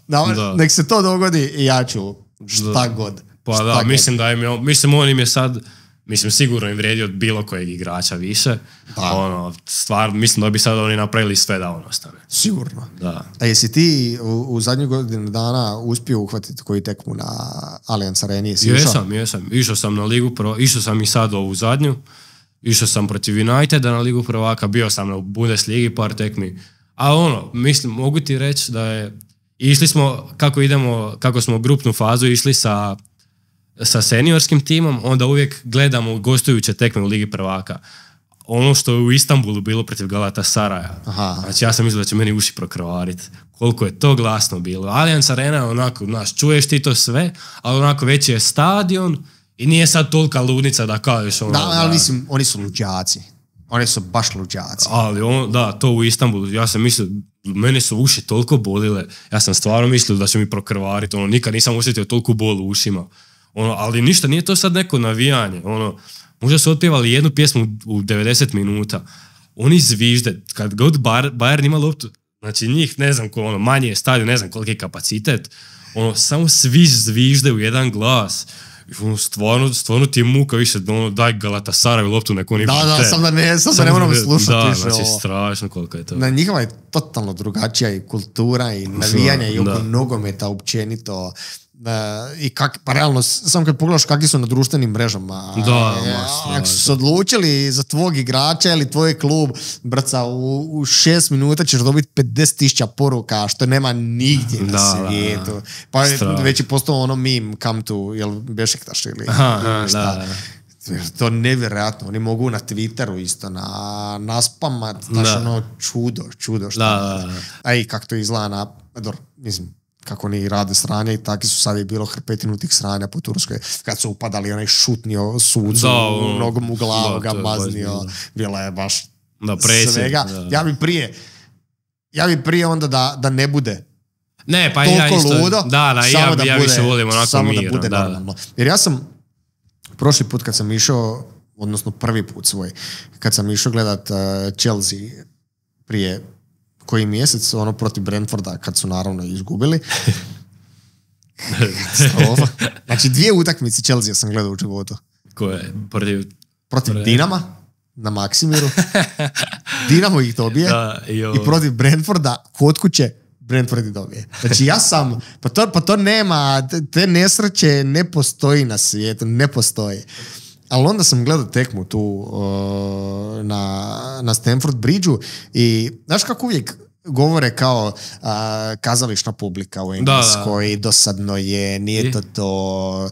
Ne, ja sam bio isto na Old Trafford, ajde reci prvo. Ne znam, sigurno je drugačije na Old nešto drugačije na Old Trafford, ali vjerujem da ćeš se složiti sa ovim. Oni nije da se ne navija, odnosno ne navija se u smislu kad ti odeš na Poljud i slušaš Torcidu di navija 90 minuta konstantno.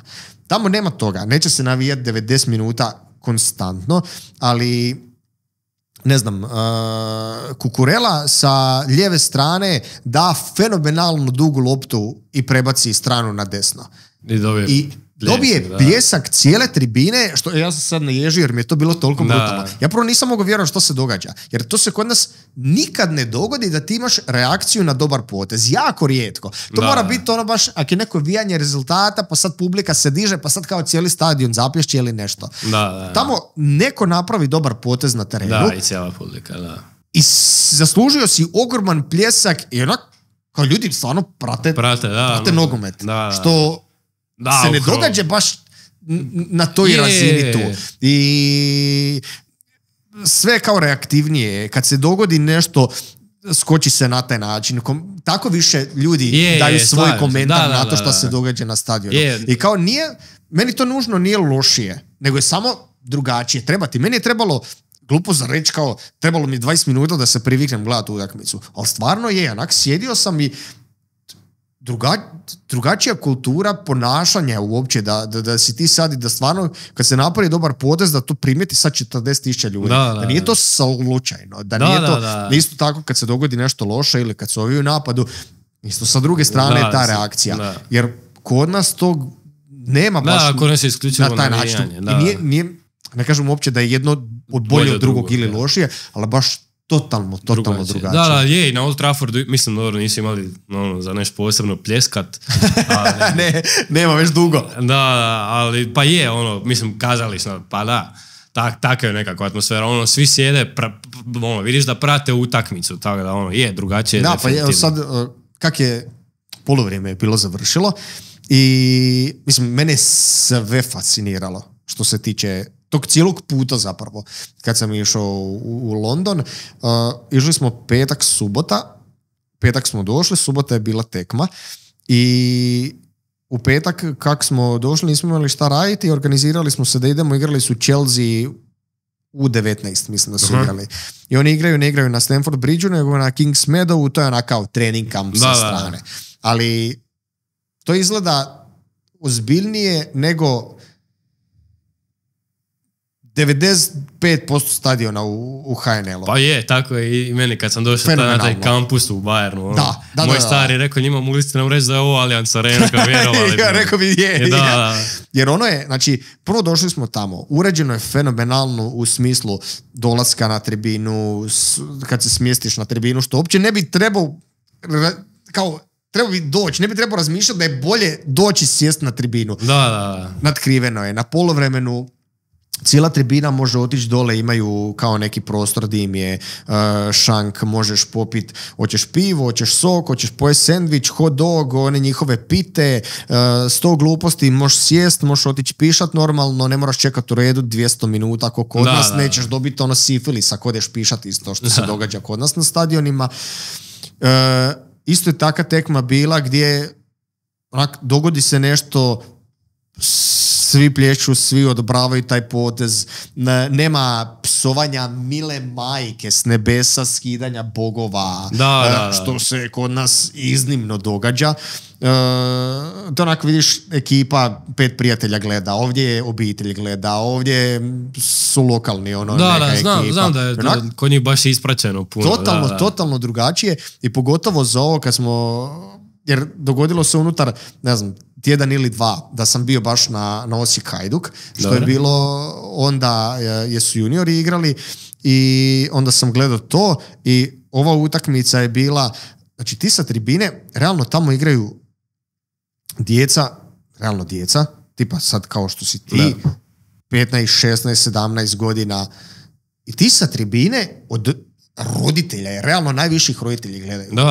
I onda ovi iz Osijeka, roditeljima, ovima iz Hajduka, Boga, majku, sve, jednak ti sad slušaš, jer ste svjesni šta vi radite, da na utakmici mlad, kadeta pa je, ili juniora. To je nevjerojatno da ti to čuješ. Ok, još razumijem, znaš, na seniorima kad su veći su ulozi i sve, ali da ti sad toliko psuješ, vrijeđaš djecu, to mi je bilo šokantno. Jedem tamo, znaš, sve kao, ok, ne bojim se za svoj život ako sam na tribini. I to je bilo brutalno. Onda sam otišao na sutra dan na Stamford Bridge i na poluvremenu je to bilo. Na poluvremenu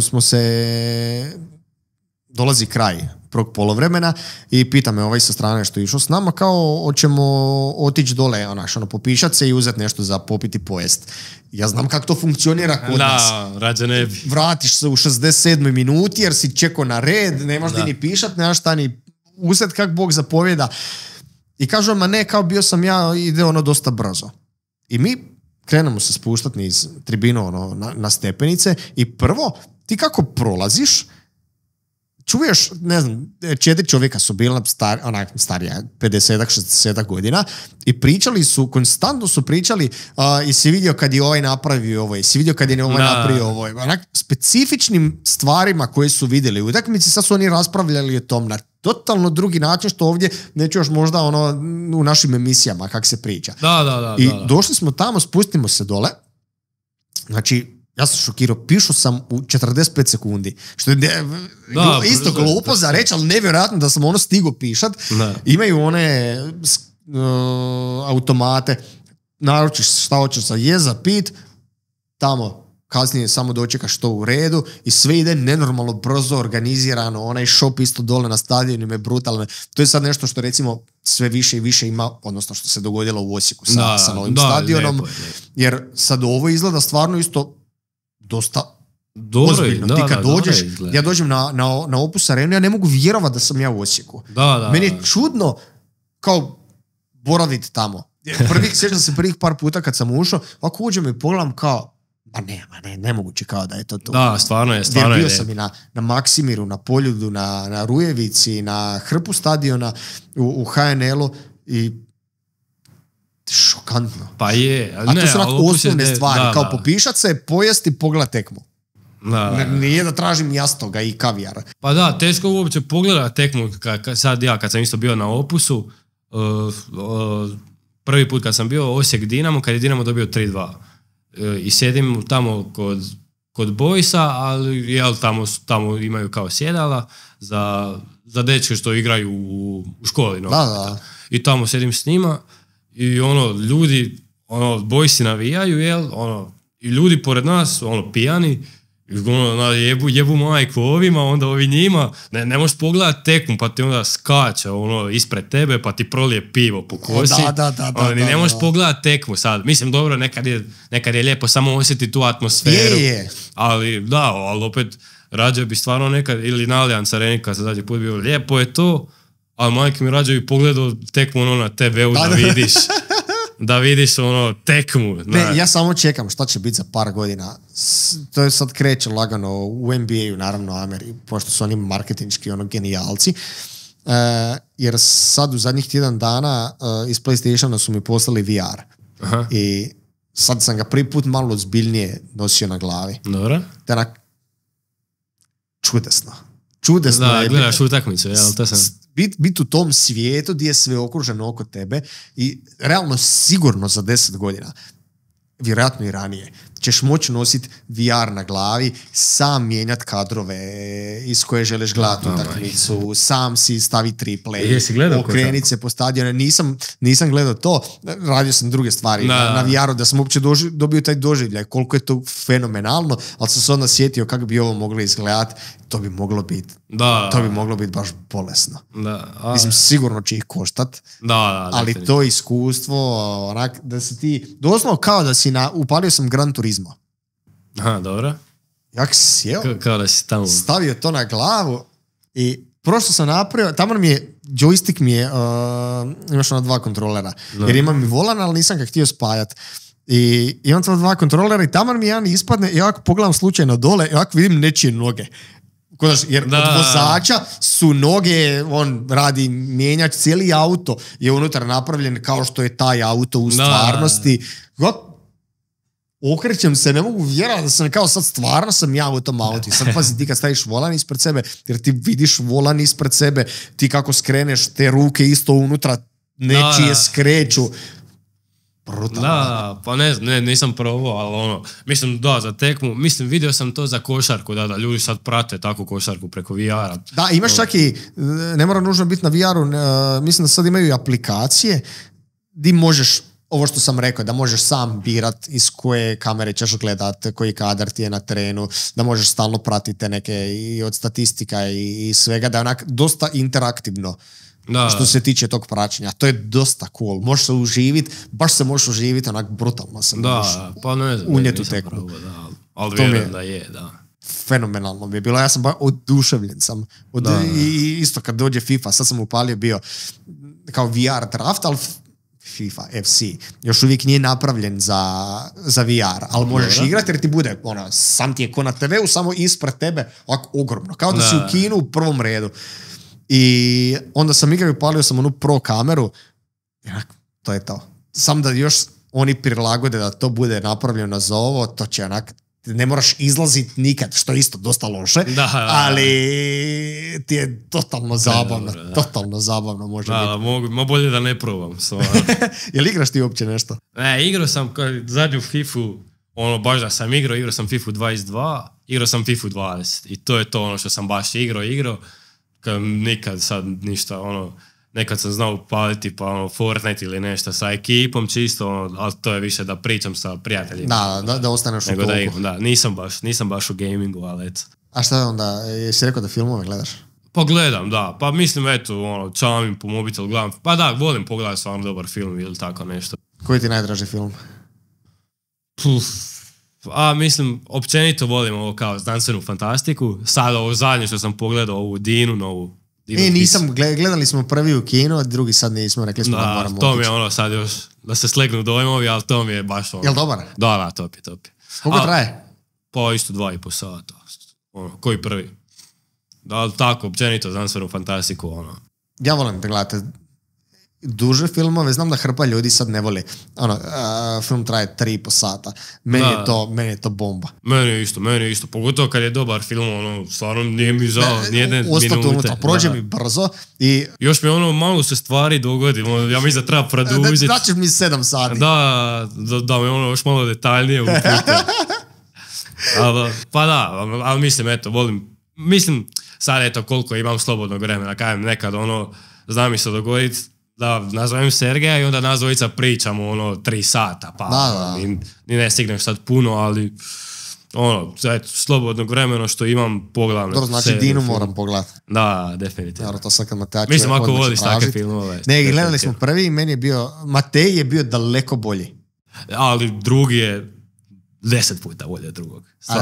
Morat ćemo otići, moramo samo Franka izbaciti. Kakav si za čuvanje? Kako misli da ti dam dijete na 3 sata?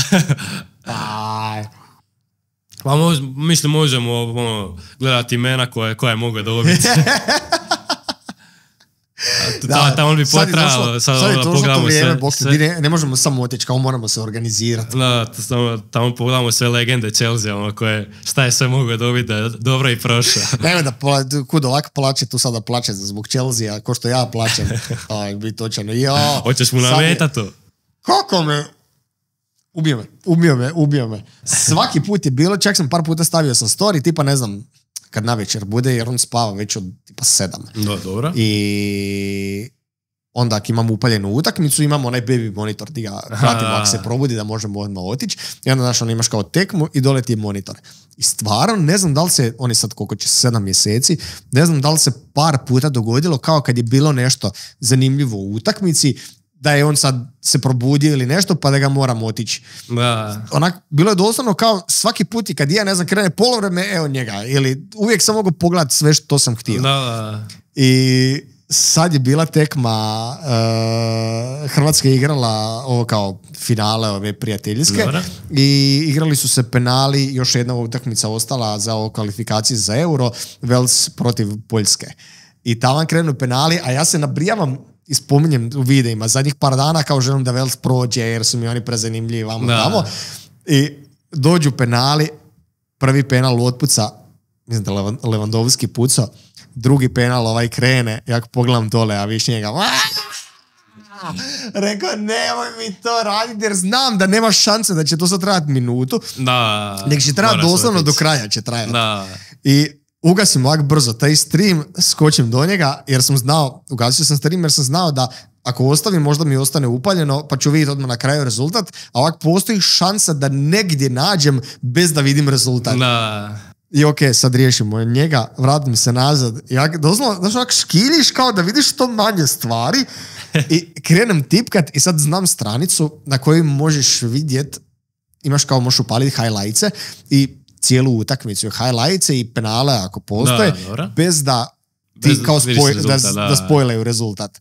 I odem na to, pogasim sve tabove koji su sa strane mobitel, ovak sa strane maknije da mi niko ništa ne napiše i odem na to, upalim penale, ovako, to je to. Dobre, na kraju ovi izgube. Poljaci. Jel mi to radiš? Bolje da je plako još duže. Ili što me prije ubijalo. Kao, pustiš si neki stream, onda ti ostane upaljeno na SofaScore ili rezultati i onda tu gledaš, a ovdje ti dođe kao 1-0, a tebi tek za pola minute 1-0. Pa to je najgora stvar koja ti se može dogoditi u gledanju nogometa. Katastrofa. Pogotovo ozbiljnije tekme, sad. Ubije me to. Sad. Ubije me to. Finale svjetskog, prvi gol, meni dolazi na mobitel, da sam zaboravio gasit. Još gleda u podrumu, gleda u podrumu, 7 minuta čekam da sad ovi zabiju gol. To je bilo kad smo ovaj zadnji Euro, 2020, jel je? 2020 bio zadnji Euro. Gledali smo u Tvrđu protiv Škotske igrali. Dobro. Smo gledali i mi smo bili u kak se zove Merlone. Tamo smo gledali tekmu. I tako se dogodilo da je u Tvrđu na onaj big screen dolazio onak za sekundu ranije dolazila slika. I onda ti zapravo bude gol, ti ćeš taman u sekundi tipa ne znam, ako je ubačaj i ovaj je skočio, ti taman kad je ubačaj ćeš čuti da Tvrđa slavi. Isto ti onak malo ti ga, malo ti ubije tu situaciju. Nije to. Meni je znalo biti tipa komentator je 5 minuta prije od utakmice.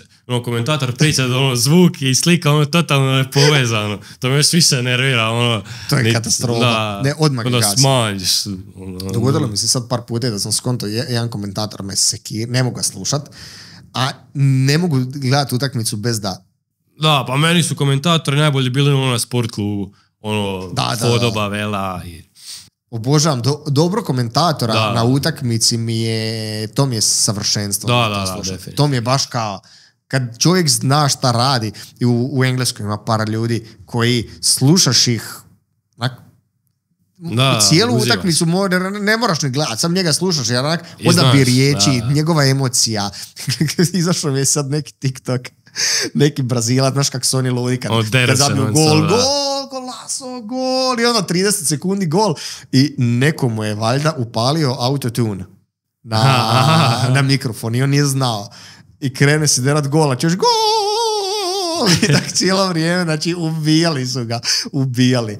Pa znaš onoga isto, ja na TikToku isto vidio par puta, ne znam koju prenosi ligu, neku nižu našu, ali samo od tog jednog kluba, jel?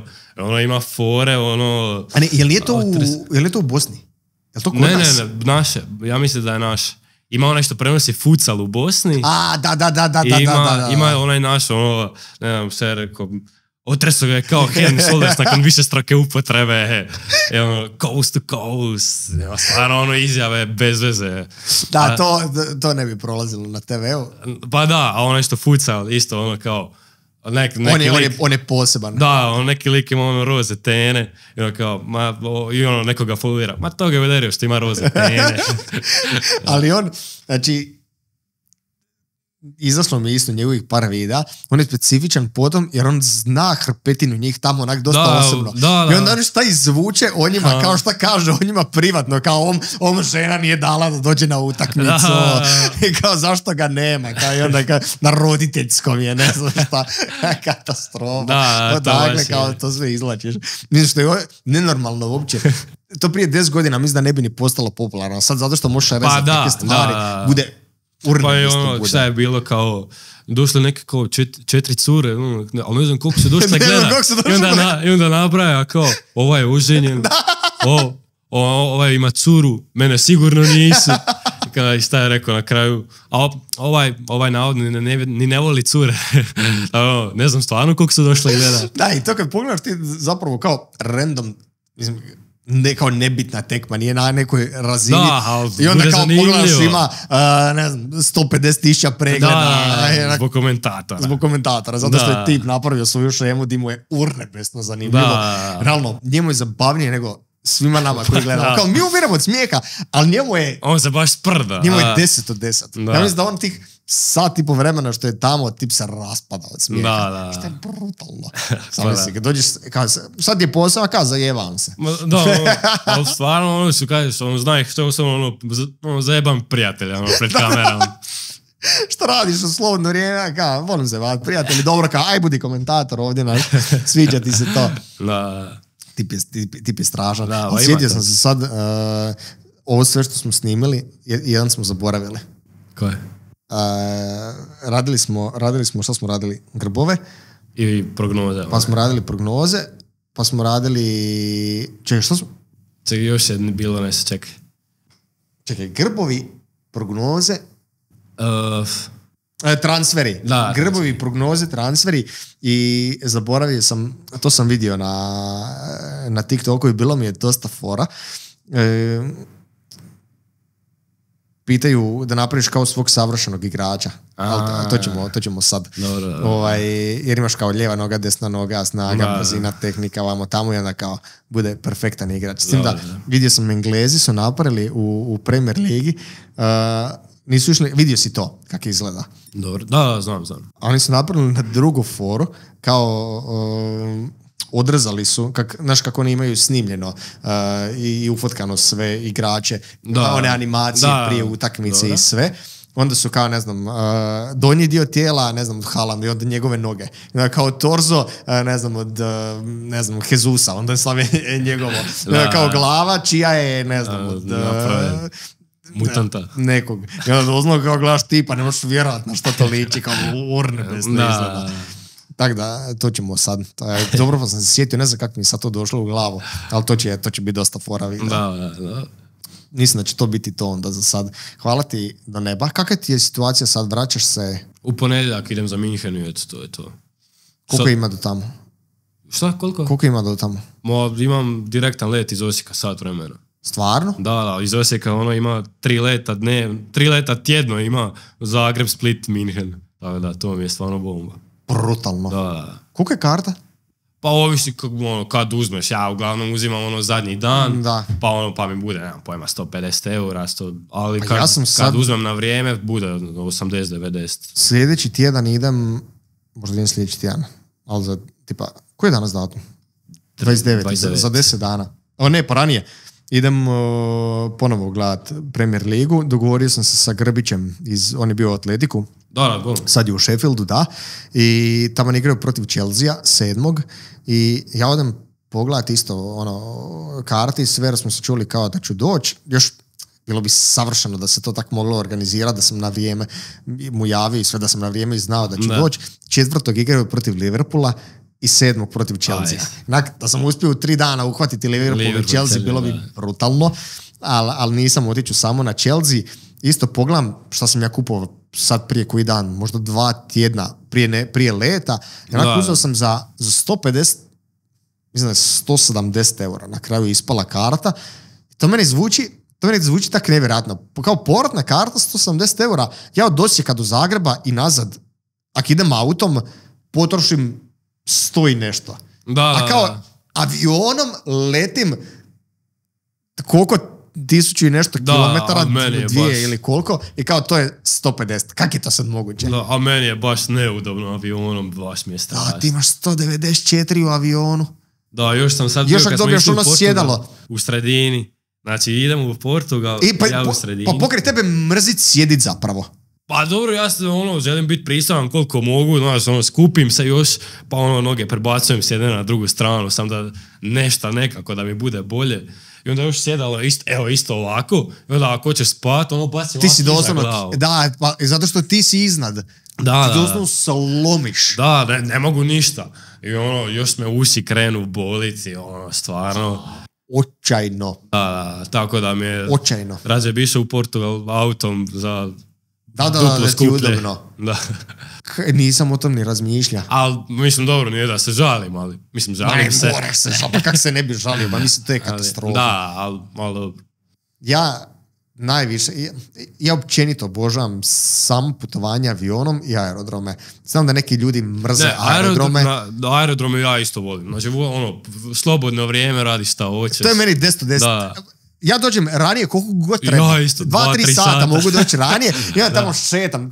Ne volim tipa, ne znam, ovaj zagrebački naš aerodrom, jer nemaš ništa, nemaš. Da, dobro, Osječki isto. Da, nemaš ništa, nemaš šta Imaš dobro jedan ni pojest, tisak i ni to je popit, nemaš šta kupit. Ja na aerodrom mogu biti satima, tamo šetat među onim trgovinama, gledat gluposti, pa ne Da, znam, onaj u Budimpešti je sasvim ok, jer imaju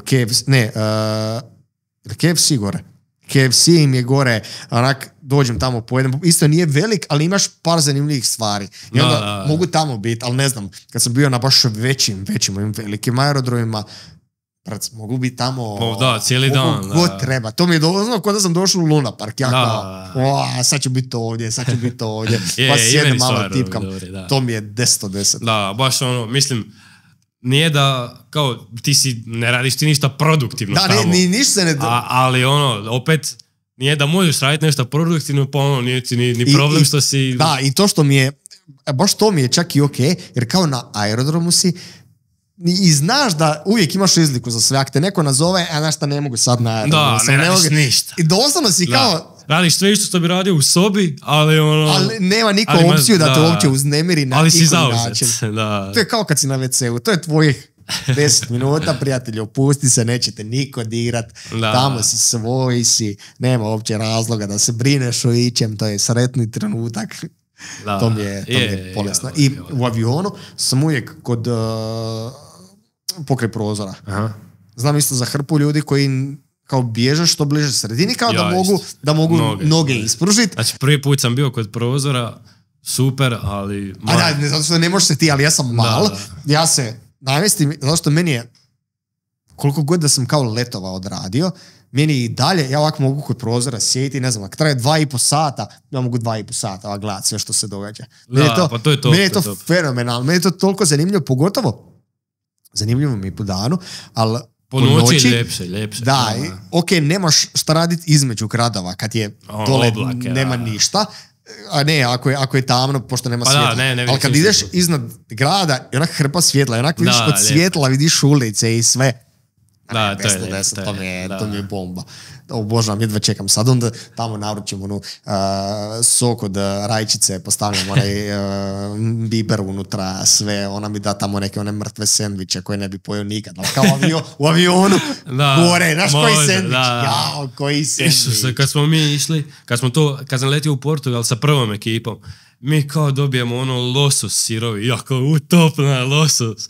Ono, sad to će biti nešto ono egzotično i izgleda sve lijepo. Kad sam ja to stavio u usta, znači što, majke, znaš koliko mi je falilo da ispljunem samo. Ali ne smije, znaš, ono, svi to jedu, ono, uživaju, znaš. I onda išli tamo još u neki restoran, isto, ono, neka hrana, skupa, vjerovatno, ono, svaki onaj komadić dođe vjerojatno, ono, po 200 eura. Da. Ali ja to ne mogu staviti u usta. Ono, svi uživaju, kako dobro, znaš. Ali to, koliko je to loše. A šta ste jeli? Pa ono, neke japanske. Mislim, bio je sushi, ajde, sushi mi je bio ono najnormalnije. Ali sve ostalo, ta neka sirova riba. Bilo kritično. Da, znači, ako je to ono, mislim, to je valjda, dobra hrana, skupa je hrana. Da, jako je subjektivno. Kavijar i takve stvari, znači, ali meni to stvarno baš... Ja sam Matej jednom pravio, to je bilo dok smo još kao, bili smo cure i dečko, ja kao fun times tip, napravit ću večeru, otišao u Kaufland, kupio onaj baget gluposti, kupio 3 vrste kavijara, neki bio je, ne znam, crveni, crn, plav, neke boje su Ja, bile na to kraju kavijara. naučio Mek. Bog te potrošio ono hrpu stvari, hrpu novaca potrošio na 100 različitih gluposti, kao napriču te male kanapejče, kao sa kavijarima, Da. gluposti. Ja došao tamo, ubi se. Dok sam ja to sve našao, dok sam ja to Da. kupio, dok sam smislio kako će to izgledati, odnosno dok sam pronašao na netu, došao, ubio se da to sve tamo pripremim, vamo tamo. Ja to napravim, ona zagrize. Nije baš oduševljeno. Znači, bilo. ja sam 30 sekundi nakon toga njoj pravio kak je ostalo kruha, isto tako rezo i stavljao kobasicu. Onak, ok, ali ubit ćeš me. Znači, ubit ćeš me zbog ovog, znači duša me boli, ja sam sad ubi se, Bog te potrošio, to je onda, pa ispalo je preko 200 kuna je onda to bilo. Da. Dok sam ja kupio te sve kavijare, gluposti, vamo tamo i ona kao, ok, ovo je odvratno, aj donesi mi kobasicu. Kaj je ovo moguće? Da, bar se pravi da je fin. Da ga pojedi i odi ono ispovraćat. Da. Ne zanima me. A, jebi ga, da. Ne znam šta mi je još od... Nam puno stvari ja koje ne volim trenutno. A nije, stvarno ono jedem malte ne sve. Da, ali ovo je specijalno, Ali- ovo je nešto što kao ne, Da, ne baš regularan obrok. Mislim, što bi rekao, ono, kupiš sushi ono, za 10 eura i ono, moraš ga sam ispržiti. Da, ono, ta sirova riba stvarno Da. je nikakav. Može biti grozno. Da. Može, rekli su za svi suši, kad sad sve češće ima po trgovinama, onako u paketima. Da. Dosta često se ljudi opeknu, pa kao 3 dana imaš proljev jer si pojeo suši iz diskutabilnih izvora. Zna bi to gadno. Pa je, mene. Mislim, ne bi kupio uopće. Ali... Mi sad, kako smo znali često otići u zadnjih par godina u Novi Sad i tamo znamo jedan odličan suši. A Mateo obožava suši, meni je definitivno ga ne volim ko ona. Meni Dobro, je fin, da. ali nije mi kao ono da mi je 10 od 10. Ali ja i ona odemo tamo i ima jedan kao meni za to definitivno nije za dvoje. I bude unutra 56 komada. Ja i ona svako pojedemo 28. Znaš ti koliko je pojest 28 sušija? Majke. Pazi, za nju. Da. Ali ona to mazne kao bez beda. Ne bi mogao. Znači mi se satremo. Doslovno satremo od sušija da se ono prelomimo. Jer to 28 komada po sobi. Pa da pojedeš 20 ičeg. Smokija. To ovo previše. Da. To mi bude strašno. Sad smo naručili na šta je bilo Valentinovo, kak imamo bebu, našo ne možemo ništa. Da. I rekao, ajde ja ću, nije jela suši jer u trudnoći ne smiješ suši. Sve to sirovo ne smiješ u trudnoći. I ona sad 9 mjeseci, još dulje zapravo nije jela ništa. Tako, što se tiče toga, a stvarno voli. Ja kao naručit ću tu u Osijeku neki suši.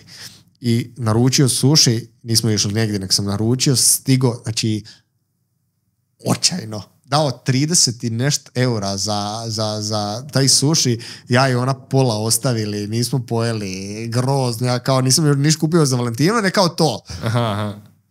Top. Kritična odluka. Znači, Da. kritična odluka. Right. Tako da, loše sam prošao. Ništa, ajmo snimiti ovo. Ajde. Hvala ti do neba. Ništa, hvala tebi. Sljedeći dres koji mi donosiš je... Znojavi, prljavi. Hvala ti na ovom svakako. Još jednom ogromno hvala i vama što pratite i naravno Ljubi što je bio u podcastu. Hvala još jednom i za dres koji je poslao. Upravo sam skonto da je dao L i upravo sam skonto da mi je L dobar. Moram vježbat i na dijetu. To je to. Ljudi, uživajte. Vidimo se sljedeći put. Pozdrav!